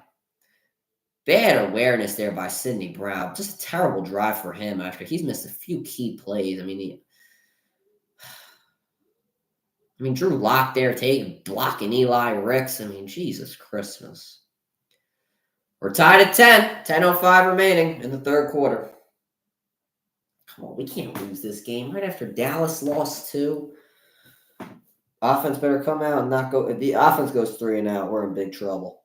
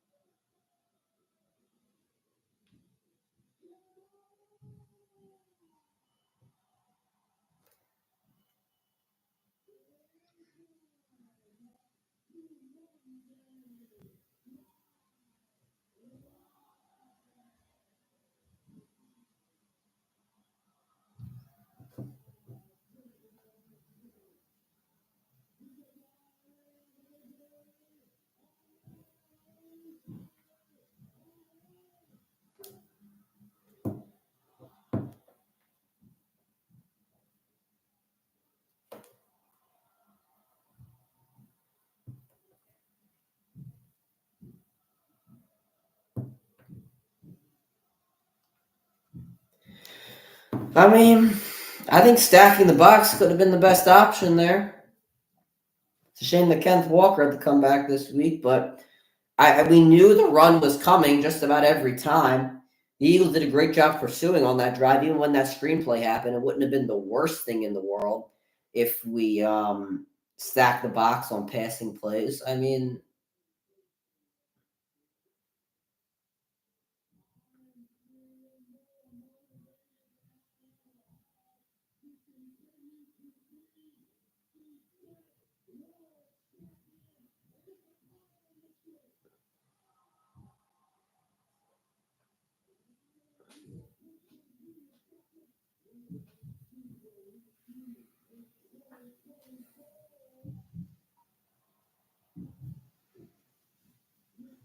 All right.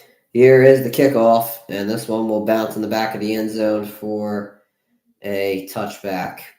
Here comes Jalen Hurts for the first time today. In the first half, he was 9 for 17, 79 yards, 35 rushing yards, and a rushing touchdown. Rushing leader, running back-wise, DeAndre Swift, 10 carries, 36 yards. Also had a catch for 6 yards. A.J. Brown with 3 catches for 30 yards. What's up, G? How's it going? It's going after that drive. I don't really know how it's going, but other than that, doing pretty well. Got Christmas break coming up, and I definitely need it after all the work I've been putting in over the past few weeks. Actually, over the past few months. Brown in motion. Hurts will throw. This one near the sideline, caught by Devontae Smith, and he is shoved out of bounds by Jackson. Second down. Smith just smiling. He knows he beat him there. 2nd and 1. I wonder if they'll tush push already.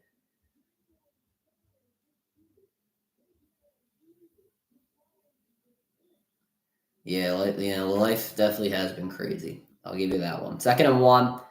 Fake to Swift. Hurts the throw. Incomplete to Goddard. All right, tush push time. Try to get it to Goddard in the flat, something that I thought would have worked today, but we haven't seen much of. All right, tush push. Let's go. Let's get this first down, please. I say that, but then I always get scared it won't work. Like, I feel like out loud, I'm so confident that it's going to work, but then, like, in my head, I'm like, what if it doesn't work? Seattle crowd cheering, but they know what's coming.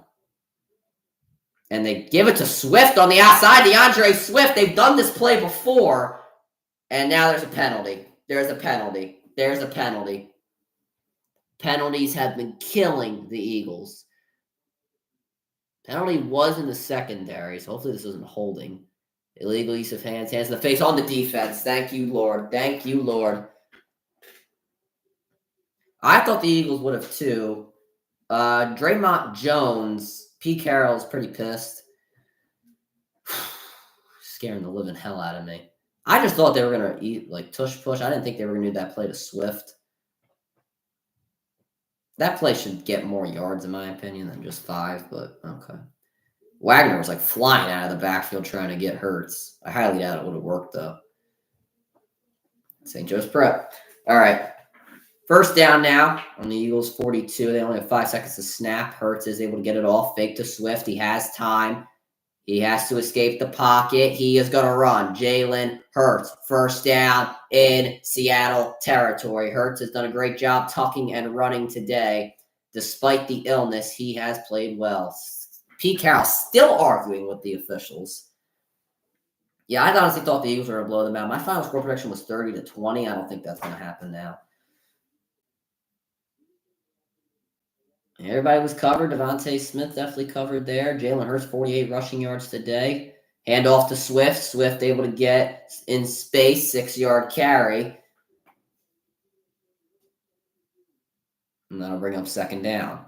This game is also going by pretty quickly. 2nd and 4 coming up.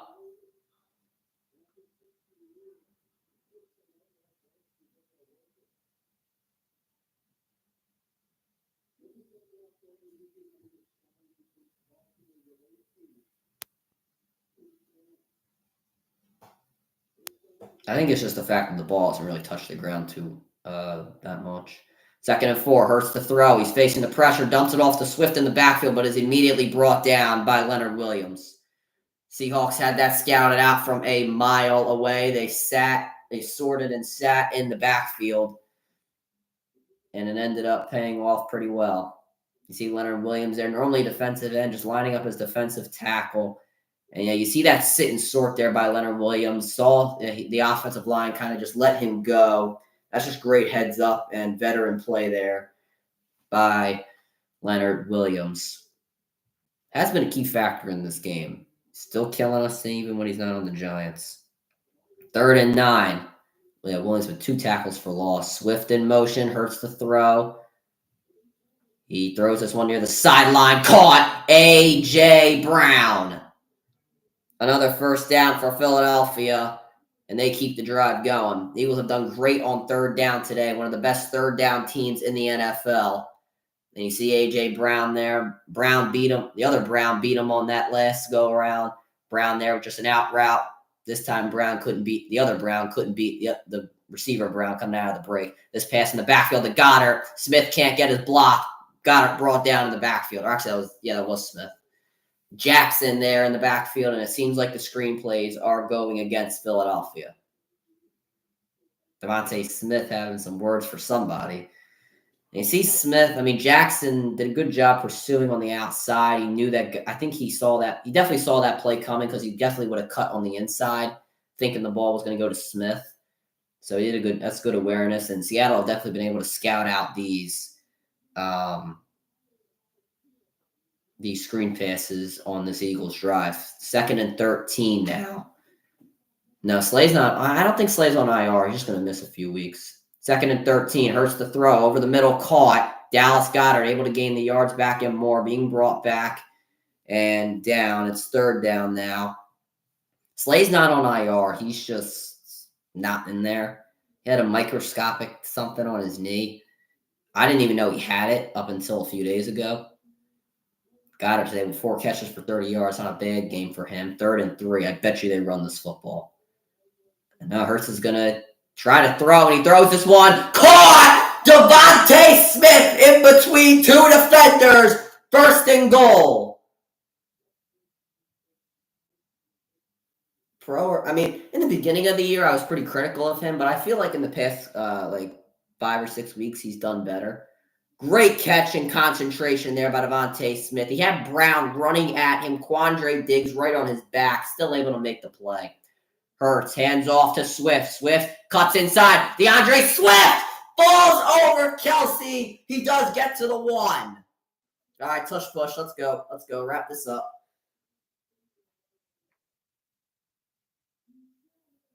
I guess Landon Dickerson is Cam Jurgens is out today. Forgot about that. I didn't even know Cam Jurgens was out until about an hour before the game started. I was like, what the hell? All right, touchdown. Yep, touchdown, tush push, Eagles on top.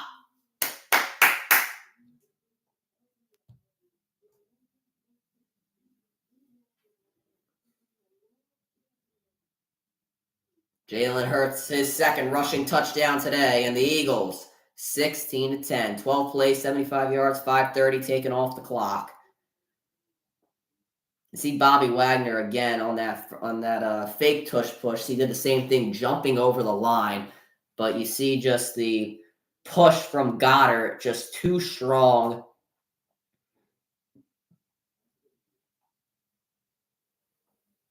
And another touchdown. Kelsey there, he's hurting. He's had a lot of tush pushes this season.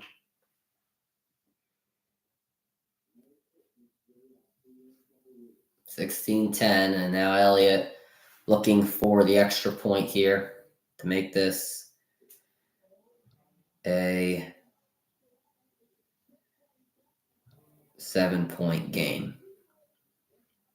Kick is up, and the kick is good.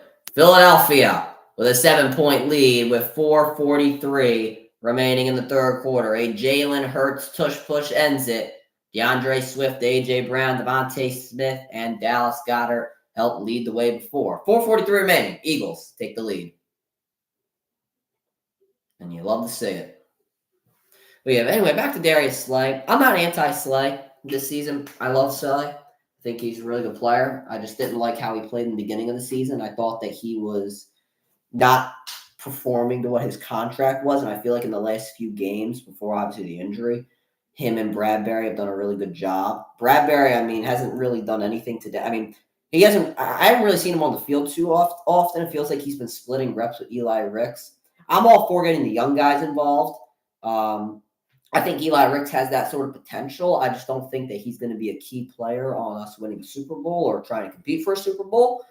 So we'll have to see. But Slay, hopefully he will come back in time for the playoffs. I assume he will. These unless anything goes to worse. These knee surgeries don't really take longer than, these little knee surgeries don't take a little longer than a week or two. I don't mind him not playing against the Giants and the Cardinals and the Giants. Like, I don't mind him not playing those games. But if we're going to have to play a wild card matchup, then we're going to have to, we're going to have to get these guys healthy. Like, I would sit our starters against the Giants if we can't lose the 3rd seed, but we also can't gain the 1st seed while also not being able to lose the NFC East crown. That's where I would sit the starters, in my opinion. Jalen Hurts ties Cam Newton for the most rushing touchdowns for a quarterback in a season in NFL history with 14. One more rushing touchdown for Hurts, and he will have the record for the most rushing touchdowns by a quarterback in a single season in NFL history. I didn't like him fighting with Seth Joyner on Twitter and not accepting any responsibility for the pass defense. I do agree with that. Against the 49ers, it was absolutely terrible. Same thing with the Cowboys. I mean, they were getting picked apart by both men, Prescott and Purdy. I don't think that he should be interacting on Twitter like that. I like the fact that he, tries to interact with his fans and all. But, players clapping back at the media, I don't really like that. And maybe I'm a little biased because I give a lot of my sports opinion as well. I give my opinion what happens on the field, obviously not off the field. But I give my opinion on the field. I could be a little biased, but I feel like people are allowed to have their own opinions. And it seems like some players just don't respect other media's opinions because they're not playing in the league like they are, which I can respect. These guys go through a very, very hard work. I played football this season for the 8th best team in the country, and that's not to showboat or anything. I mean, when the NFL is a really high level, and also I'm trying to compare that to the 8th best team in the country. You can see that that's a lot of work. As a freshman player, we had it pretty easy compared to a varsity team. The varsity team is there till 9:00 at night, watching film, doing practicing and all this stuff. And they ended up winning a state championship for it. Now, some of these guys who aren't even competing for championships, like the Panthers and teams that are already out of the playoffs, they're still working really hard to try and win games and whatnot. It's really hard. I understand where they do come from. Lockett is going deep on the very first play for Lockett. He overthrows him. Lockett looking for a penalty flag. I mean, Ringo knocked him over after the ball dropped to the ground. Not really much you can do.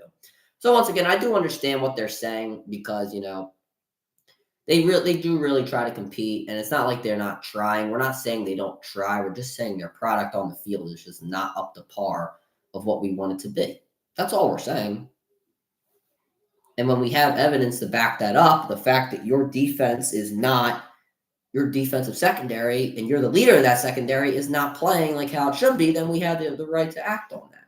Kenneth Walker taking it, and this time not going to go too many places. Nicholas Morrow, Nolan Smith able to tackle him there. And Nolan Smith, haven't seen him much this season, but in these last few drives has made a few plays here. And you see him coming off the edge, kind of moved out, kind of just sat and sort, but was able to get off of the right tackle, Lewis. Did a really good job there, just using his hands, fighting off of him.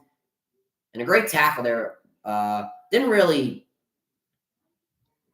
wrap up, and now he's on the sideline, a bit of pain. Looks like his shoulder. 3rd and 9. Locke will throw. He is sacked! Brandon Graham and Fletcher Cox on the sack there. Josh Sweat involved as well. A 3-and-out for this Seattle offense. The first sack of the day for Philadelphia. Nowhere to go for Locke. The secondary did really well in this drive. Brandon Graham, Fletcher Cox able to get off their blocks really easily. Not much fight from Seattle. And the Eagles defense comes up big there, not letting Seattle answer. Now that's where I won't give you any BS. Here's the punt. Covey back there as always. He's going to call for a fair catch at the 21-yard line. 3:09 remaining in this third quarter. And we'll see. Are we going to commercial? Is ESPN's going to send us to commercial. That makes sense. Eagles, though, come up with a big stop there on Seattle. We'll see if the offense can go up by 2 scores when we come back. Hey, man, I wore a Devontae Smith jersey. I might got to go put on my Fletcher Cox jersey. Hey, we can see history actually.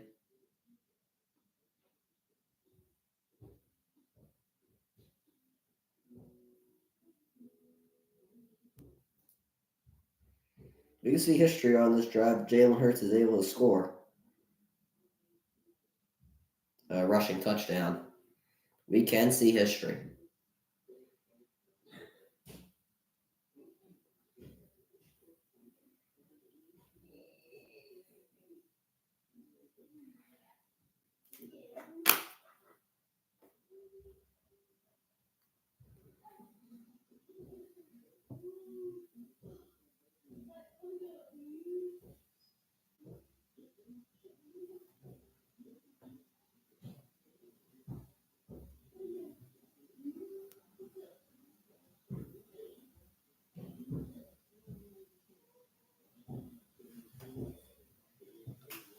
I think BG, Cox, and Kelsey will be back next year. See, that's actually a good question.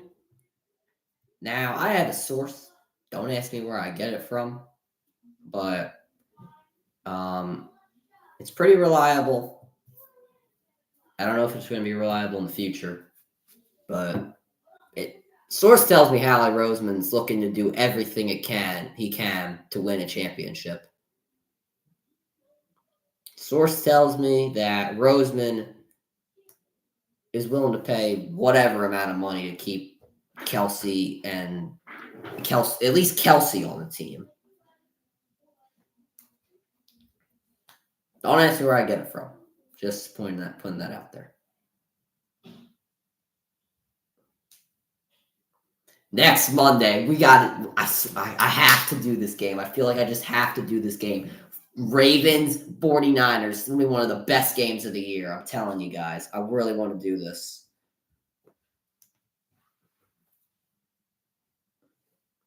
Yeah, Kelsey definitely is the most important. He's one of the best players on the offense. Yeah, looking at the 49ers, Christian McCaffrey, Brock Purdy, obviously in that conversation. I could maybe make an MVP video pretty soon. Might have to make one. We start off with a handoff to Swift, and he's brought down. Oh no, Lane Johnson just got hit at the ankle. Oh no. Oh no. I am not dealing with Jack Driscoll. I refuse to deal with Jack Driscoll. All right, screen passes. I don't give a damn. Screen passes. Let's go. We better get every single piece of tape in Seattle. And put it on Lane Johnson.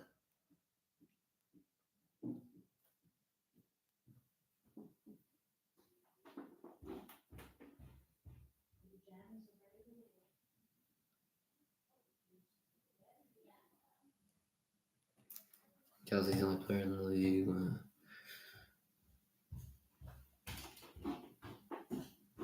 That definitely is true. Definitely is true. Lane Johnson. So apparently, as we get a tweet from John Clark, Lane Johnson is going into the medical tent as Nolan Smith comes out of the medical tent.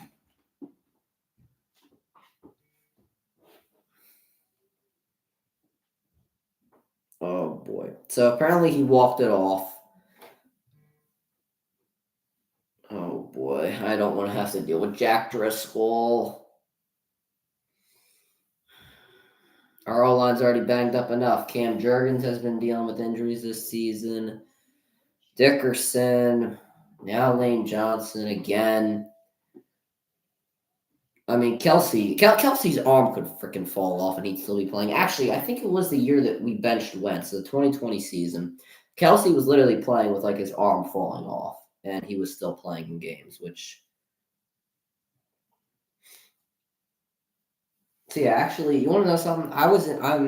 That's the prep. I do or we have a club called the Eagles Discussion Club, and one of the teachers who runs the club made a very good point. He said, like, and how many years can you play in Jeff Stoutland's offensive line and still not be a decent offensive lineman?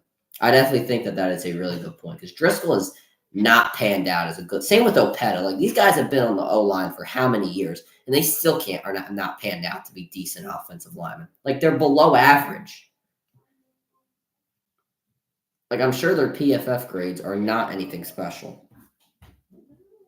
Eagles are tweeting out Bud Light advertisements and celebrating advertisements when Lane Johnson is literally all pro tackles in the medical tent.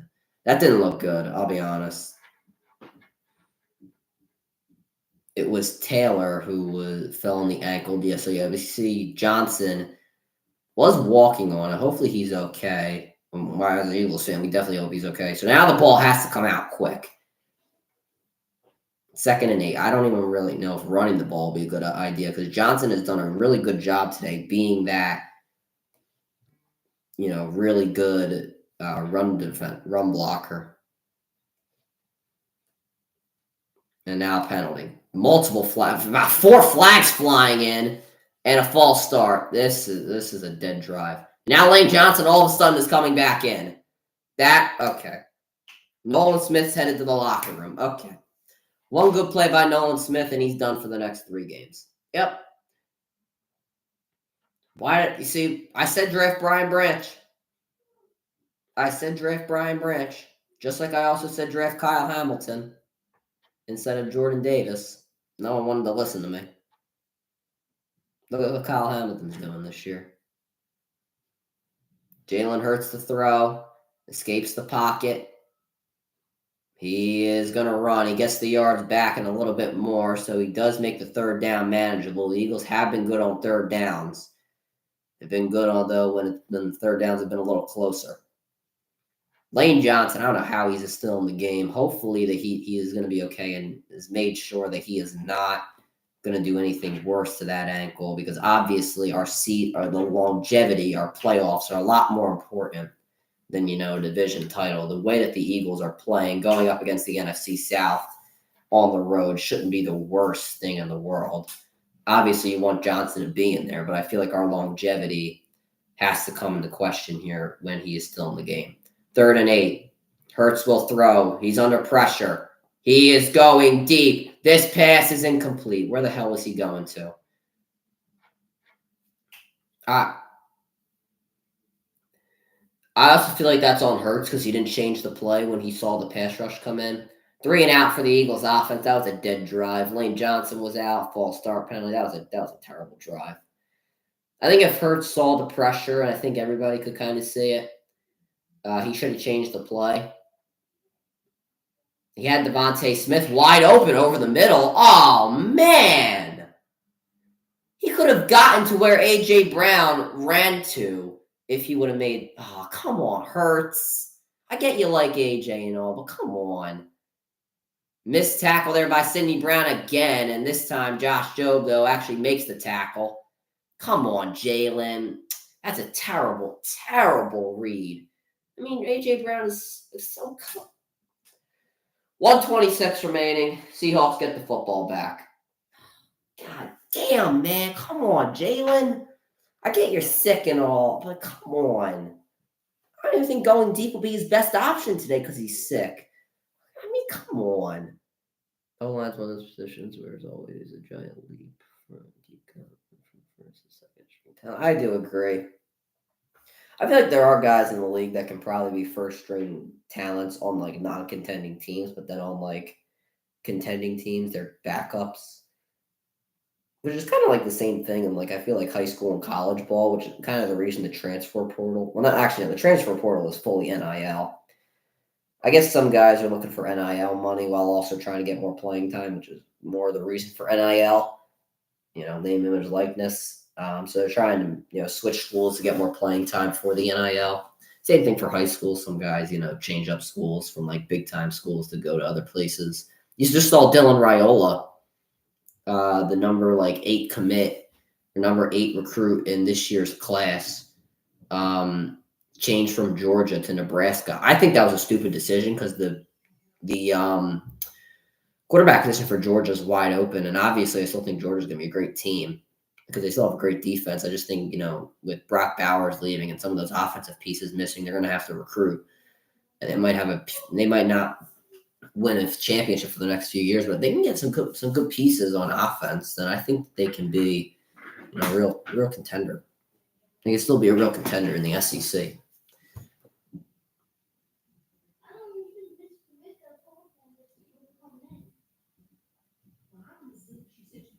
Brock Bowers is really good. I'm afraid he's going to turn out like Kyle Pitts, though, like who's not being used too much. But that's Arthur Smith's offense. So I guess I can't really say anything about that. I don't know why he doesn't use his star players. The only reason I could think the reason he doesn't use his star players is because he's just willing to tank. He knows even if he uses his players, it's not going to do anything. Oh, AJ Brown, why are you pushing people out of the way? Oh, come on, AJ. What the hell are you doing pushing people around? Come on, AJ. We don't got time for this. Catch me a break. We're pushing people on the sidelines. We get into the security personnel or whatever the hell, whoever this guy is, a coach. Come on, AJ. You're smarter. Yeah, Big Dom's not allowed on the field. Go for you, Big Dom. Get in that booth. Go for you, Big Dom. He was signing autographs before the game. I love it. We love you, Big Dom. Hand off to Kenneth Walker. And this time, Sidney Brown still can't make the tackle. Kayla Ringo makes it.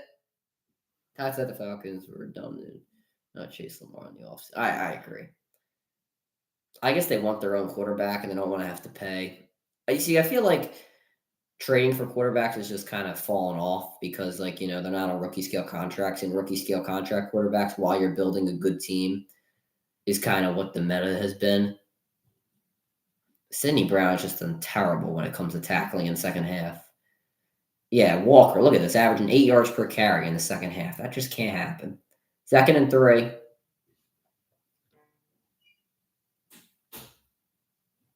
Other handoff to Walker, and he gets the first down and more. Kenneth Walker to the 50. And Seattle will most likely end the quarter on that run.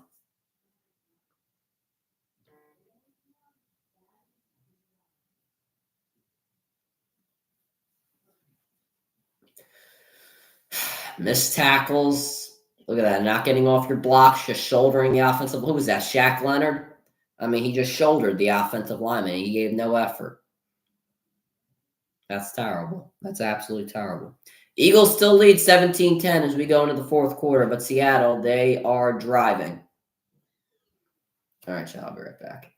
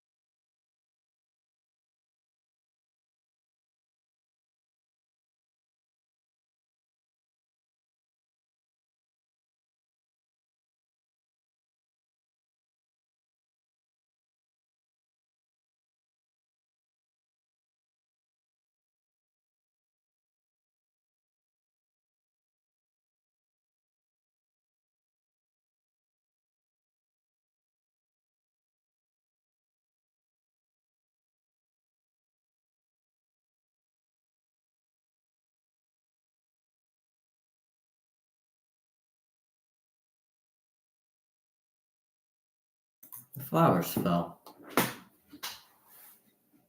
Why is AJ Brown getting into it with Seattle security, staff members? I mean, how many staff members are going to be ejected from the field this season,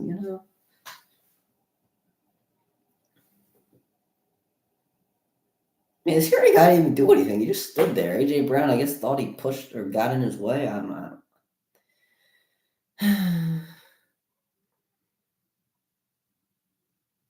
Well, let's win first.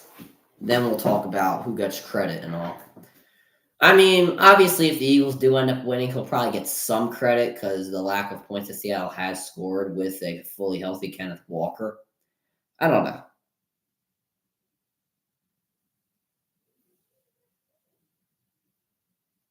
In reality, this game should be 21-10 because the field goal should have been a touchdown after that false start.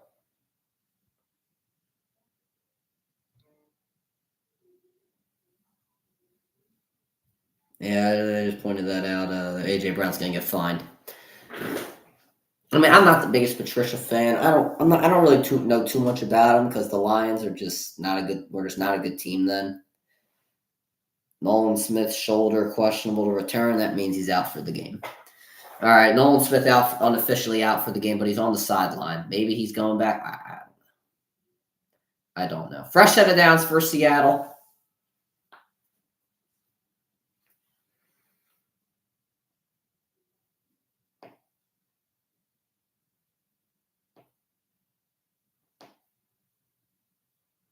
Seattle at the 50. Walker in the backfield, lock under center. They give it to Walker. Walker cuts inside. Another missed tackle by the Eagles. I wonder how many missed tackles that they have.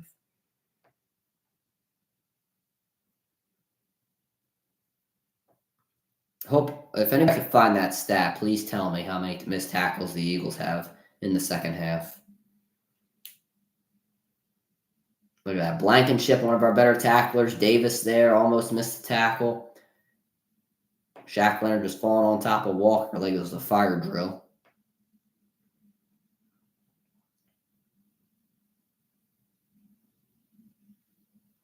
Second and 1. Walker again in the backfield. You know they're just going to give it right to him. Man, it's like clockwork. Walker, first down. Yep. Brandon Graham coming in. Not sure that's going to make much of a difference. Yeah, look at this. Kenneth Walker. 17 touches tonight, 109 scrimmage yards, and a touchdown. In the last 5 games, he's had 11 touches, average of 11 touches per game, 56.8 yards, and he's had 1 touchdown. This just shows how bad the Eagles' run defense has been. And it's got to be fixed. We're going up against Saquon Barkley next week. Fake to Walker, lock to throw. He's got Dilsey in the pass. That's another missed tackle there by Nicholas Morrow, though he is brought down by Milton Williams. Milt Williams, nice to see you again. Had a good stint and then got a concussion. I haven't heard from him since. 2nd and 6 coming up. It just seems like it's Walker every time. Then, you got a little bit of the screen plays to Dilsey or Fant or Parkinson. And then, right back to Walker.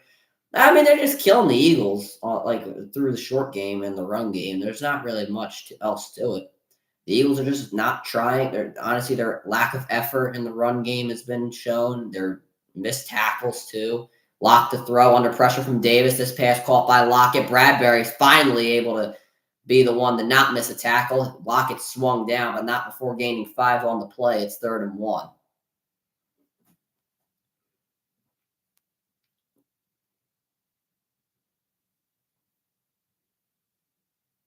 Crossing routes there from Metcalf and Lockett. Morrow there, supposed to be the one to pick him up. Bradbury, I guess Morrow's supposed to just spy. And you see Walker right there in the backfield. You know it's going to him. Lockett in motion. The Eagles, I'm pinching on this play. Seattle's got to get this play off here. Parkinson in motion, and right back to Walker. The Eagles, stop it! This time the Eagles shut down Kenneth Walker. They saw it coming. Nicholas Morrow making up for his detriment of missed tackles. Able to fill that gap there, something that I've been stressing over the past couple of weeks. The Eagles linebackers not filling the open gaps. And that time Parkinson moving over in motion ends up costing Seattle. Morrow there, finally able to see. That's how you tackle. You wrap up and you bring them down, not this shoulder stuff.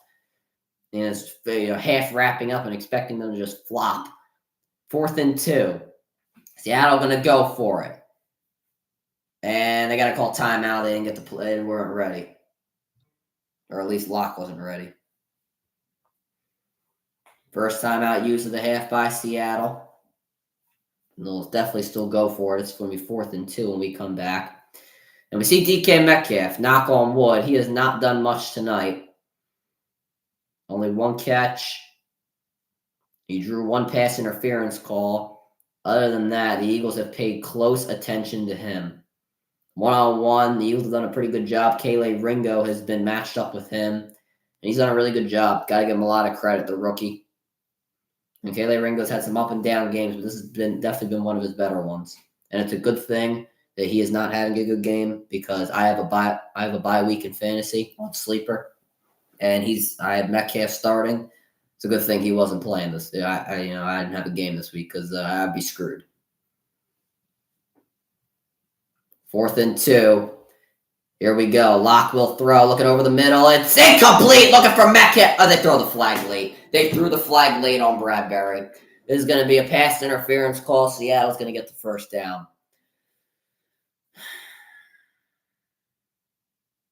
Sirianni screaming from the sideline. No way. I think it was. Oh, I turned my Siri on for some weird reason. Pass interference. I think it was pass interference. I think he held his arm, but I just think they threw the flag way too late. I don't think it was a bad call. I just don't think that they should have threw it that late. I mean, yeah, he grabbed his arm from behind and he interrupted the play with after 5 yards, grabbed his waist too. That's a flag. But the fact that after the ball, there's a follow through after the incomplete pass, then you throw the flag is a bit of a problem. Like, you can't just wait for him to catch it and then not throw it, and then not throw the flag.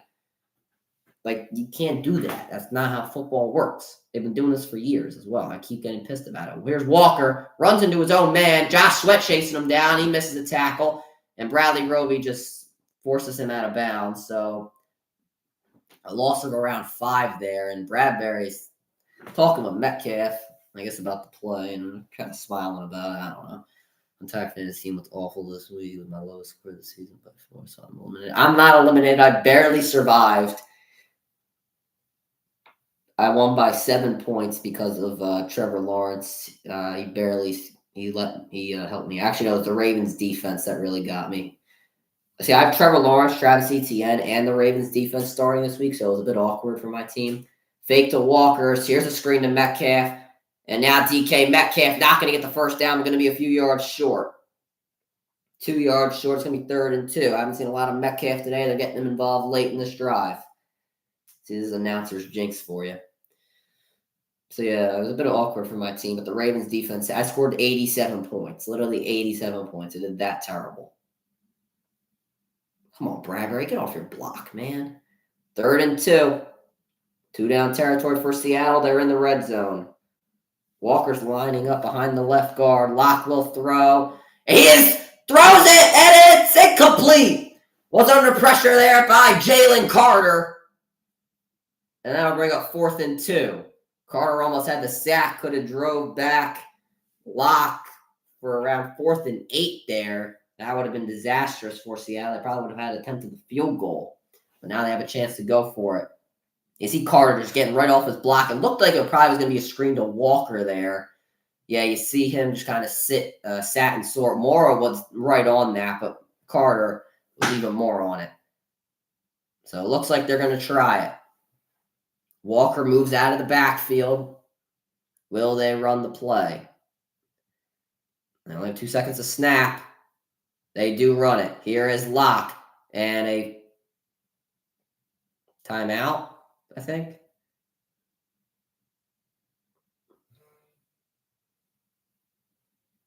I think they're going to review. Oh, that's actually a sack.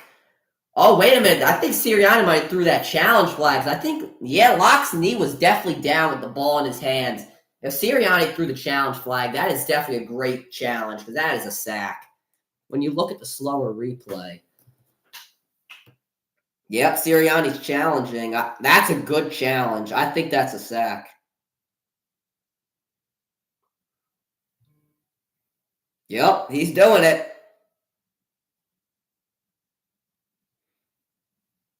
Whatever replay Sirianni saw, he had a great eye for that. I didn't even see that.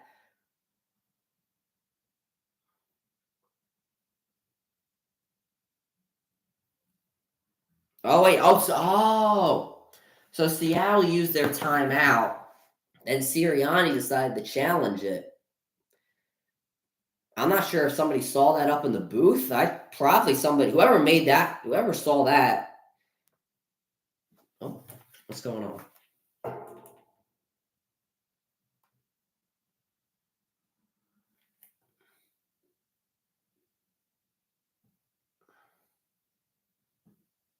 So the officials, like, immediately.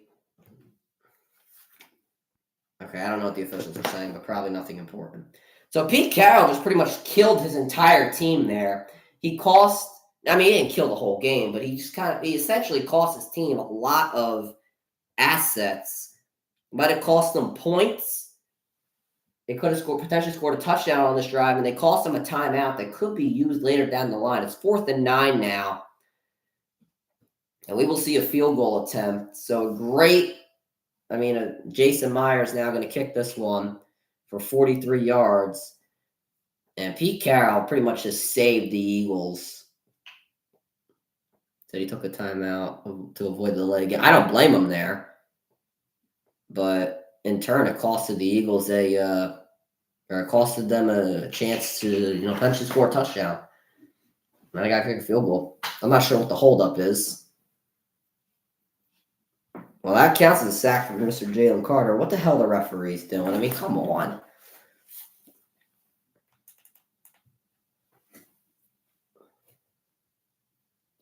Oh, they're saying if they're going to give Seattle their timeout back. I guess they're not going to. So Pete Carroll is mouthing to the officials, "Can I get my timeout? Am I getting my timeout back?" And the officials are saying no. He's livid. The crowd is booing. The refs have been banned. I don't really know the rules. I'm not going to worry about that right now. We'll worry about that at the break. 43-yard attempt by Myers, and he drills it. So Seattle does get 3 out of this, but they could have gotten more. Eagles lead 17-13 with exactly 10 minutes remaining.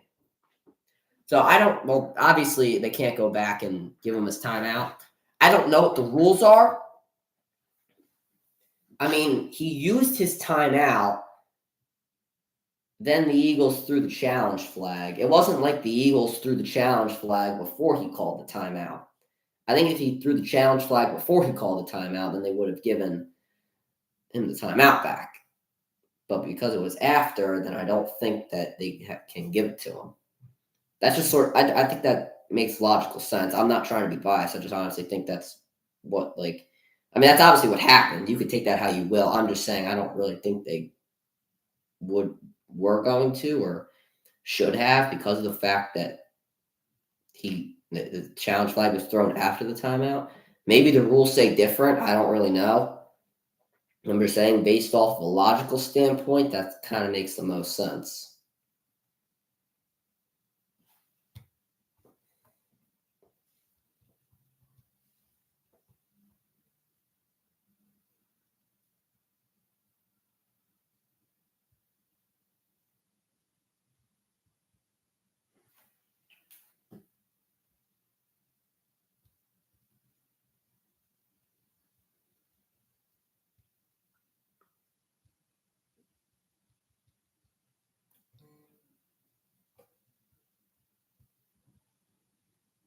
I feel like I'm talking so loud now. My ears are ringing.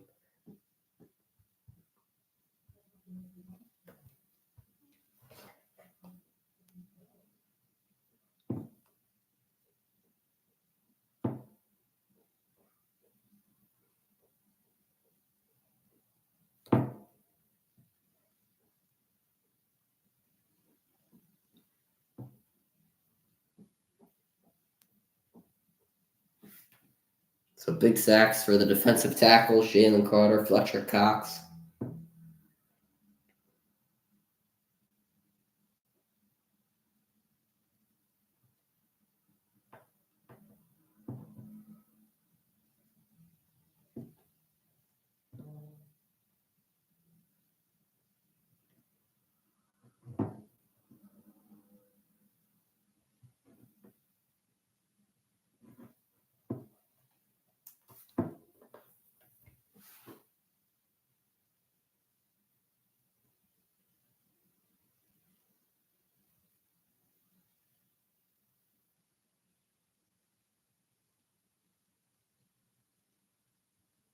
And here is the kickoff.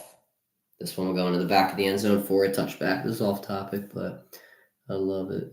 Pumped on the sides. Man. I wouldn't mind. See, I don't know what happened with Cody Rhodes, though. I don't want to get off topic, as you said, but I don't know what happened with Cody Rhodes. I feel like Cody Rhodes is kind of lost in the mix because they obviously want a Punk versus Roman rivalry because of, the Paul Heyman thing. But then you obviously got The Rock, but if he wants to come back, and then you got Cody Rhodes in the mix, it's a whole thing. Anyway, we'll talk about this. We can talk about this in the next break. So Eagles at the 25, Hurts in the shotgun, Swift in the backfield. They fake to Swift over the middle, caught by A.J. Brown, who gets the first down and more. A.J. Brown down to the 40.5-yard line. Eagles starting out pretty good. And you see that RPO really working out tonight for Philadelphia. They've done that a few times. A.J. Brown has been the recipient of both of the good conversions on the RPO. Or of the RPO, I guess I should say.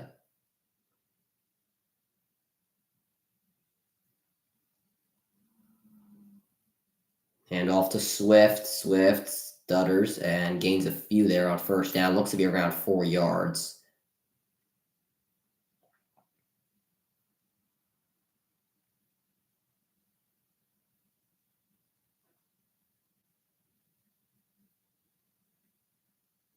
So now we have just under 9 minutes remaining. Actually, the officials gave the Eagles that extra yard. 2nd and 5 coming up.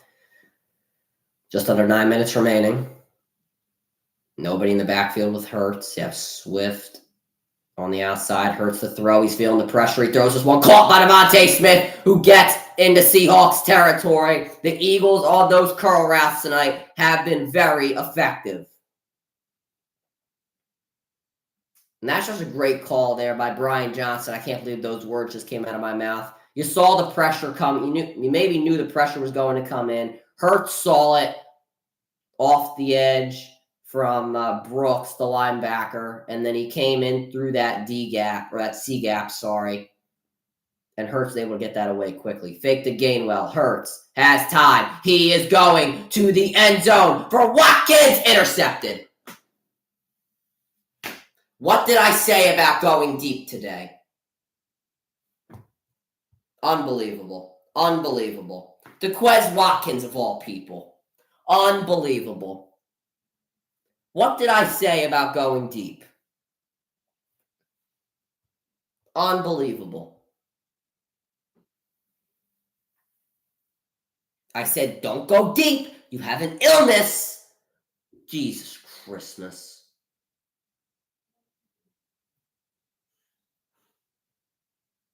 Underthrown, by the way. Bad throw. Watkins isn't a good receiver. Get him off the team. Zacchaeus should be playing. Hurst with a terrible throw, terrible read. Everything about that play was just terrible. Just absolutely terrible.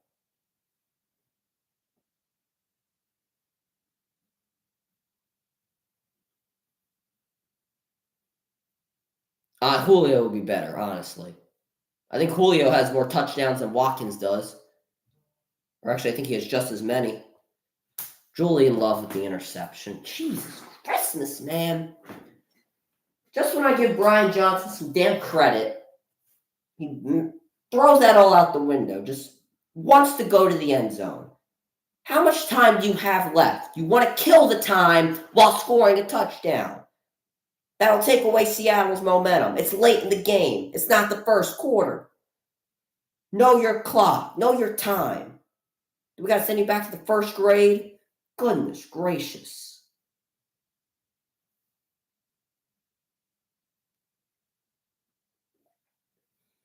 I mean, he's a little older. It's just, he's a little older. He was injury prone late in his career. There's not really much that you can do about that. It wouldn't be the worst idea. I just think that the fact that he's injury prone, I don't think bringing in Julio Jones is a bad idea. Obviously, I didn't think he was going to get more than the 15 to 20 catches. The touchdown was obviously nice to have him get. He's obviously not going to have more than 15 to 20 catches, but, he was a nice guy to bring in, nice veteran to, see on the team.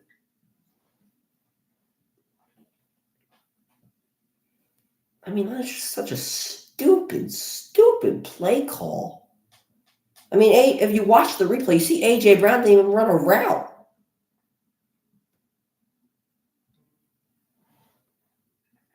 mean, I'm not sure if Hurts didn't see Love. I guess he didn't. I guess he just saw what I think he only saw Watkins.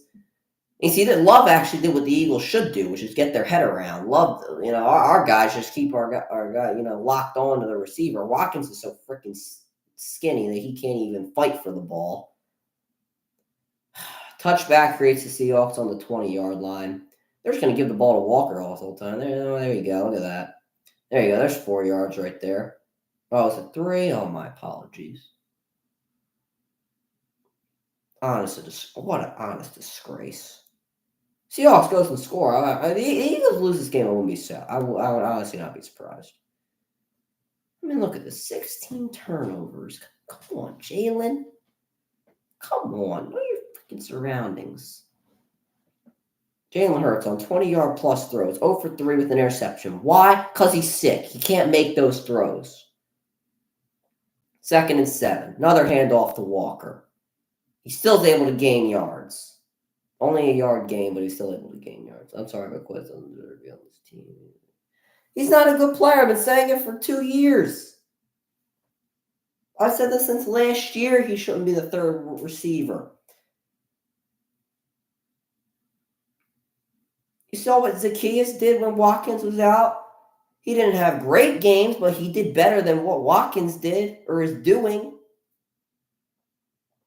And here's a news flash. Watkins is doing nothing. I think Zacchaeus has more touchdowns than he does. You saw that jump ball? 3rd and 5. Locke will throw. Under pressure.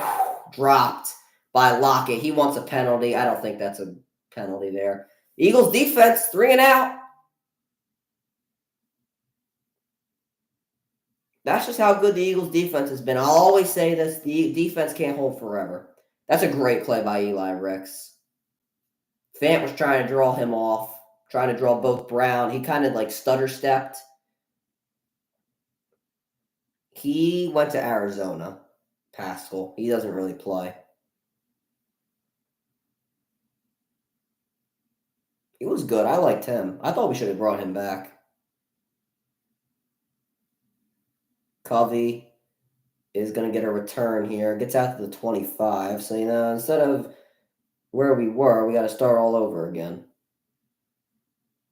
It's like when you die in a Mario game.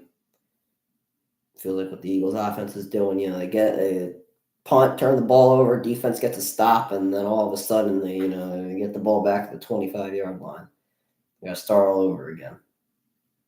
The Eagles should have 35 points.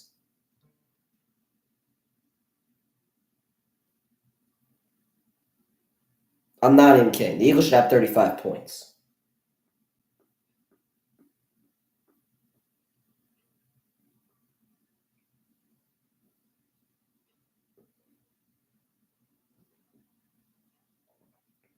Actually, no, 28 because – 35.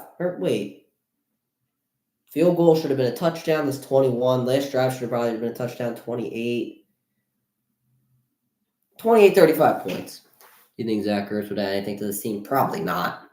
Because we only really use Goddard as a receiver anyway. It's just too late in the season. And Gainwell gets a carry for only a few yards. It would be nice to bring in Ertz for, like a little story, bring him back for his final run. It would be a nice story. He wouldn't do anything. He wouldn't add anything to the team because of the fact that it's so late in the season and adding another receiver that Hurts has to get used to, and Hurts was never used to playing with Ertz. It's always been Goddard his number one tight end. It just wouldn't work out. It'd be nice, but I just don't think it would work. You'd have how many weeks to prepare before the playoffs? If they were going to do it, they should have got him like right after he was released, and he would have maybe had a chance. 2nd and 7, no one in the backfield with Hurts. He will throw. Now he is going to run. He's being chased from behind, able to break that. Just go down. Just go down. I don't care what the down is. Just go down. Chase from behind. Thank God I was able to break that tackle. Oh, yeah. I'd trust Ertz more than Quez Watkins any given day to catch the football. Maybe not on a post route, but, maybe an out route or a dig, I'd trust him. Because, prime Zach Ertz is one of the best dig route tight end runners in the NFL. One of the best tight ends in the NFL when he was in his prime. 3rd and 1. Push, and I think with a second effort, Hurts did get it. Yep. All right. So with the remaining time we do have, Seattle has one timeout. If you get a field goal, it wouldn't be the worst thing in the world. Touchdown is most likely going to seal it at this point. A field goal would definitely help. See, Bobby Wagner flying over the line is not really doing anything. It's just kind of taking away a bit of momentum, but the Eagles are still getting it. Just the push is just like, he's not going to be able to forcefully push him to the ground because Hurts obviously squashed 600 pounds. All right, let's not try to use our timeouts here. Hand off to Swift. Nice cut by Swift. DeAndre Swift gets to the outside, bursts down to Moore, and he slides down for whatever weird reason. I guess he's still trying to just keep clock in. DeAndre Swift, St. Joe's Prep.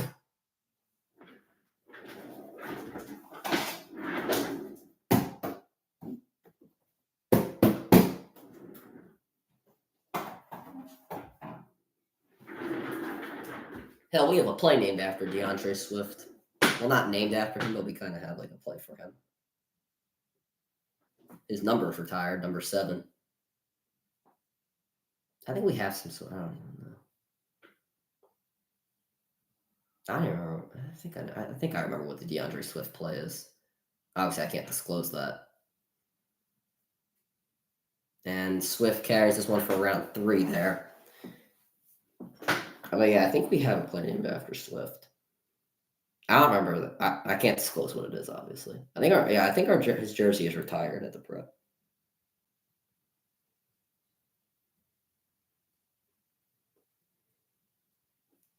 Actually, one of the first few things you see at the Prep, if you look in one of the cases, you'll see Marvin Harrison's ball with like all his career stats, which was really cool. DeAndre Swift, 4.4 yards per carry tonight. 2nd and 7. They give it to him again. This time not going to be so lucky. He's brought down in Eagles territory. Leonard Williams again on the tackle. He has been great. 2:50 remaining. So the Eagles are going to have to go for this here on 3rd down. Obviously going to have to pass the ball. So there is 2 minutes. So if the Eagles are able to keep this with the clock moving, it would be the 2-minute warning. The Seahawks would have 1 timeout, down by 4. And that's all saying the Eagles do not get this here. The Eagles have been good on 3rd down. They've been 9 for 15. Their average yards to go is 5.3. This one is 3rd and 7. No one in the backfield. Please don't Hurts run the football. I'm looking for Devontae Smith here. I would call timeout. Nope, they're going to do it. Here is Hurts. Oh, he is under pressure. He has to escape. Running, escaping. Hurts is like red 20 yards in the back. Hurts still running. Throws incomplete. Eagles got a punt with 2:04 remaining.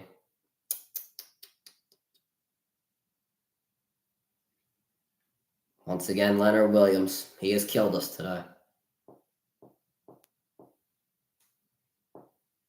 Who the hell knows? Rashad Penny's just... I feel bad for the man because, he's got 5 carries this year. 5 carries. I mean, what the hell do we sign him for? They made it like a big deal about him being signed, and then all of a sudden he's barely playing. It's always on the inactive list. All right, so this is a good punt. This is inside the 10, goes to the 8. We're going to the 2-minute warning.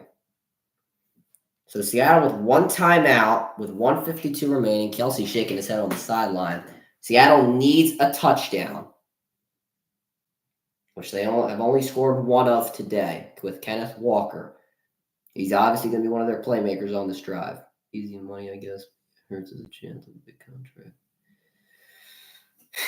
I guess. I don't know. I mean, it's not his fault that he's unhealthy and active. Or I don't even know if he's a healthy and active. They just put him on an illness. They've said he's like out with an illness. I don't really know what his illness is. I'm not trying to say maybe he doesn't have an illness. I just don't know why he's inactive. Like, do you have some sort of illness that is not known to the media?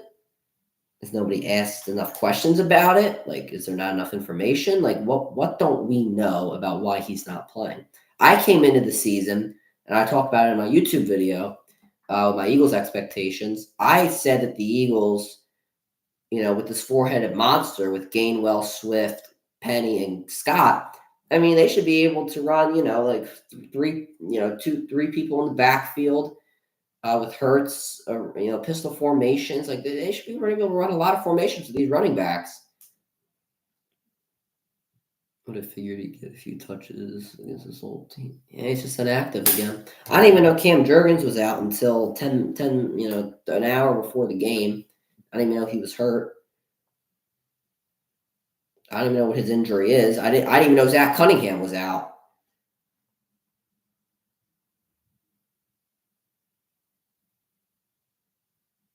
Yeah, Jeff McLean tweeted, passes to Quez Watkins don't typically end well, and he is 100% correct.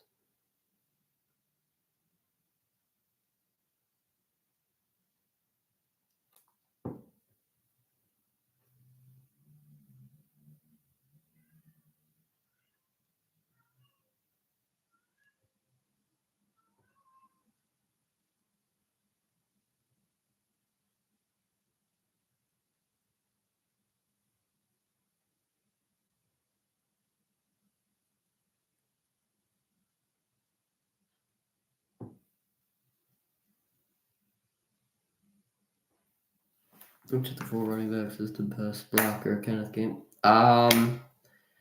Yeah, I'd say so. I think he's kind of taken a digression when it comes to that, but I definitely think he's probably the best on the team when it comes to blocking. The best runner or receiver is DeAndre Swift. I don't know why they don't use him as a receiver more. I think more early in his career, he was more of a receiving back. Now it just seems like he's more subjective to a runner, which isn't a bad thing. I just feel like when you get big contracts as a running back, you should have to be a receiver as well. Locke will throw in his first attempt. This pass is incomplete. Hold on, chat.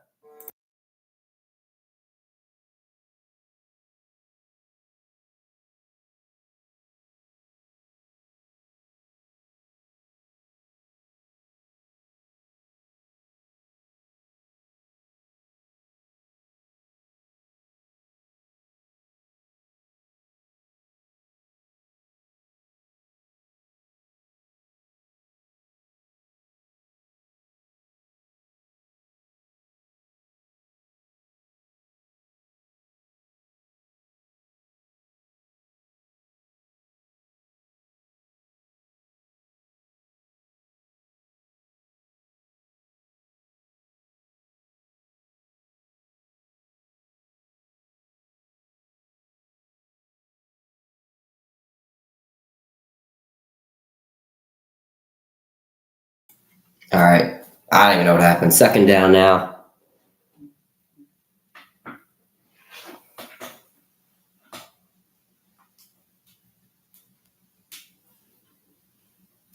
Caught by Metcalf, I guess. I don't know. Second and 5. I think it was a pass to Noah Fant over the middle. No, there's no way that was caught. There's no.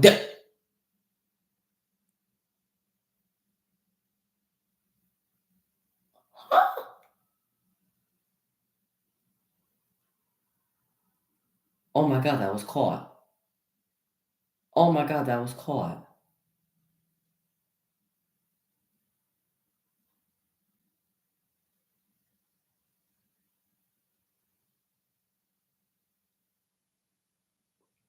I can't believe that was caught.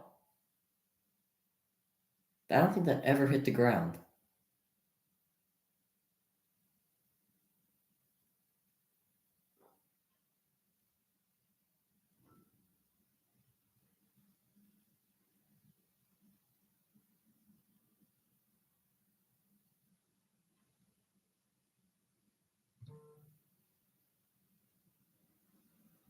That was an interception, too.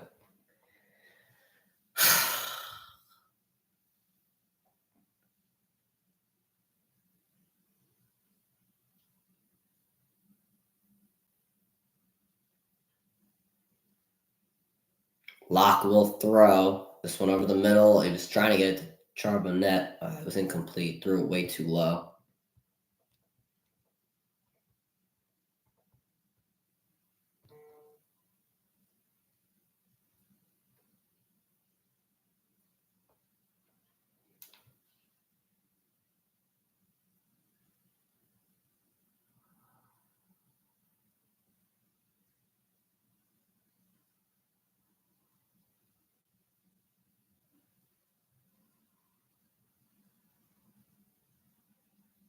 Lock will throw this one over the middle. Dropped by Lockett. Holy moly, we got lucky. 3rd and 10.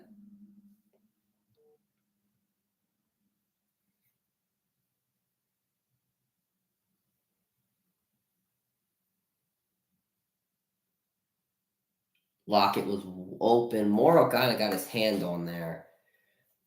Got his hand in there. I might have blocked. Oh, no. I think. Oh, did Morrow knock that down? Oh, I think. He knocked it down. I thought Lockett dropped it. Seahawks tonight 2 for 3 when it comes to 3rd down and 10 plus.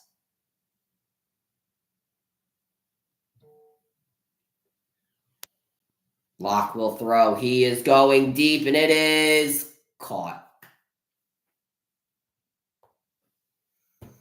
You got to be kidding me today.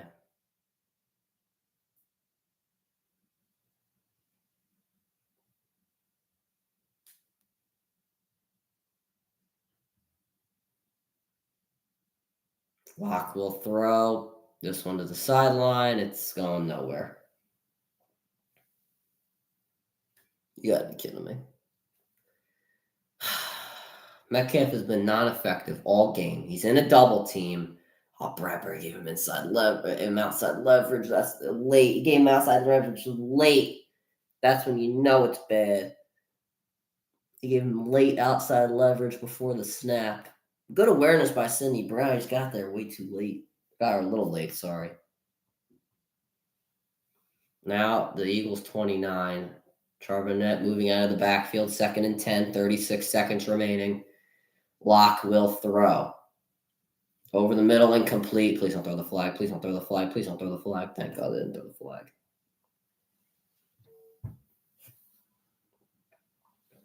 Eli Ricks there on coverage. DK Metcalf. Why didn't we draft him? Why did we not draft him? He was right at our fingertips. And we drafted J.J. Arcega-Whiteside. I will never forget that name in my life.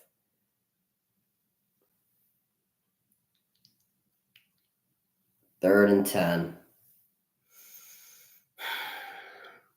Oh, JSN. He's wide open. Touchdown. I knew it. I called it. I freaking called it.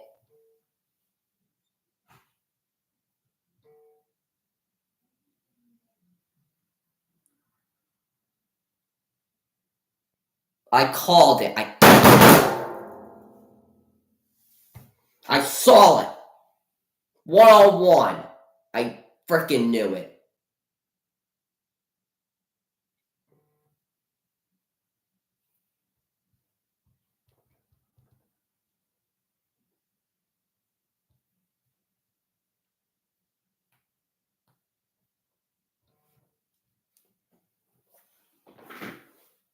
Look at this. Look at the replay. 1-on-1. What has our problem been this entire season? 1-on-1. Yet we still...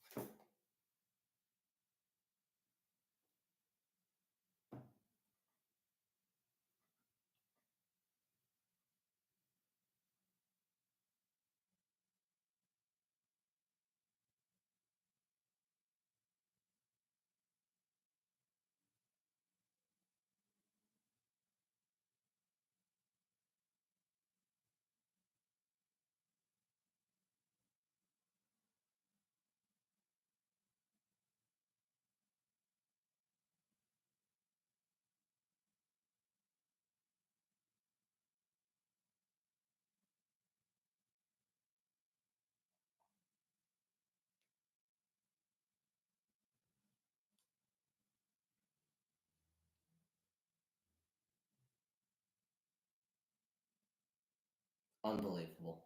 Unbelievable. You give JSN that chance. I'm getting this smart.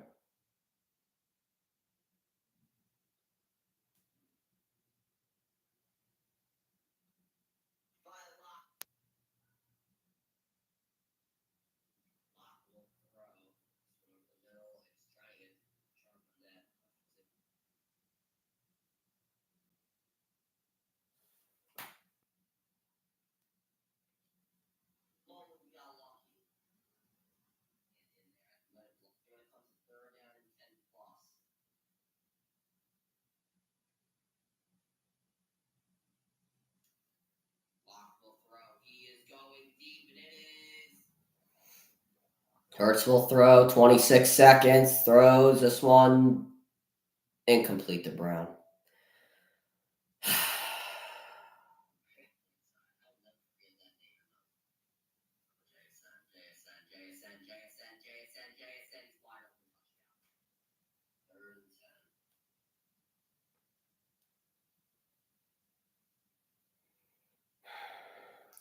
I'll film this up. I'll get this up.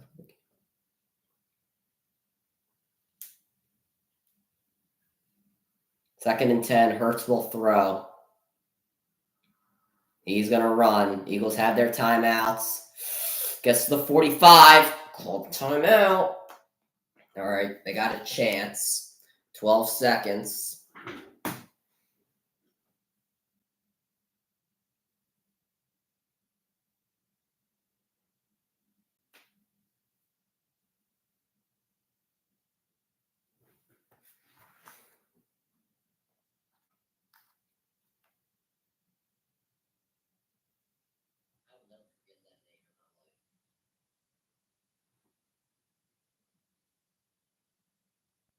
Third and 10.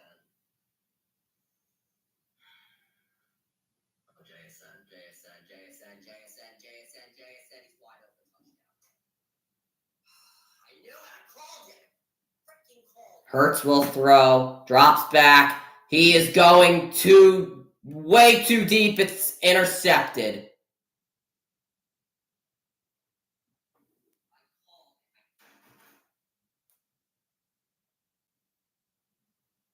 I wasn't even recording that.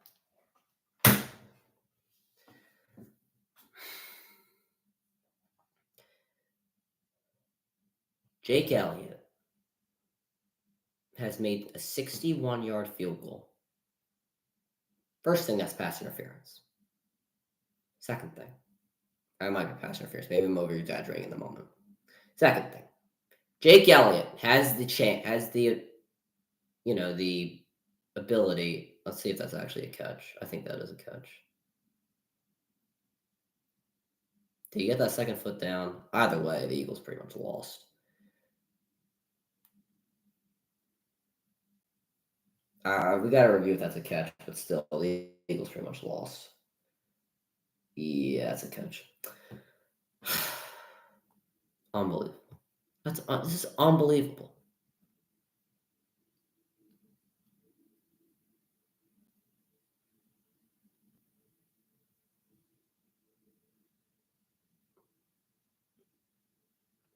Jake Elliott has the ability to kick a 60-yard field goal. Instead, we try to throw the ball into double coverage 60 yards down the field, with the entire Seahawks team dropping their secondary with 2 timeouts. It's either somebody doesn't know the clock or somebody's just straight up stupid. It's either Jalen Hurts is in love with A.J. Brown or there was nobody else open. I don't think there was anybody open. But the fact that he decided to go 60 yards down the field is not the best option. That might not even be a catch. I don't really care. The Eagles have pretty much lost.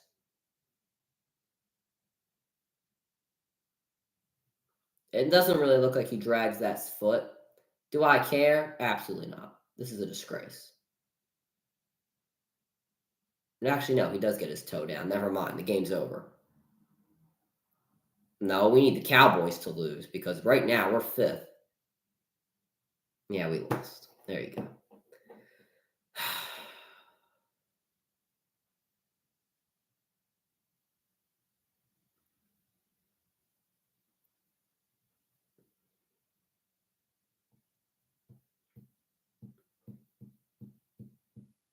Three straight losses for Philadelphia.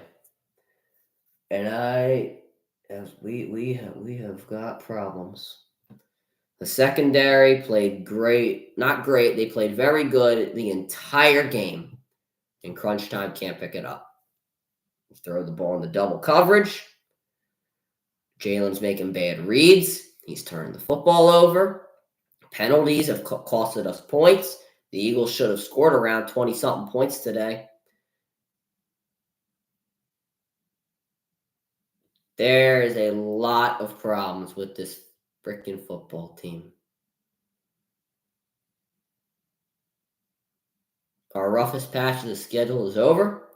We now go face the Giants, the Cardinals, and the Giants. If we don't win 3 straight games, then we don't deserve to even go into the divisional round. The fact that we lost to Drew Lock is a big problem. Our secondary is an even bigger problem. If we go into playoff football facing a wild card team,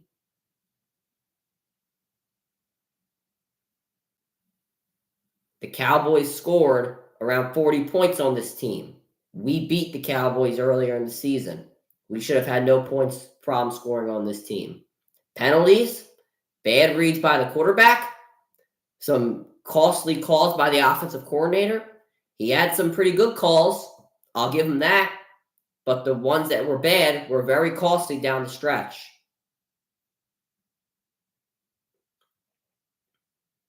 We couldn't stop the run in the second half. We were missing a lot of tackles. I thought there were a lot of times where we could have gotten stops later in the or earlier in the drives, which would have caused us to get more possessions, which we maybe could have put more points up on the board and end up winning this game. Honestly, a disgrace. That was a terrible performance. Late get down through the first 3 quarters, the Eagles were in control of this game. Down the stretch in the fourth quarter, they lost all of it. Forget about the Cowboys. I mean, we're not even gonna make it. We're a wild card team right now. Forget about the Cowboys. Throw any team out the window. We need to focus on what us right now. I mean, we should not have lost this game. I predicted the Eagles to score 30. We scored 17. What a disgrace. What a disgrace.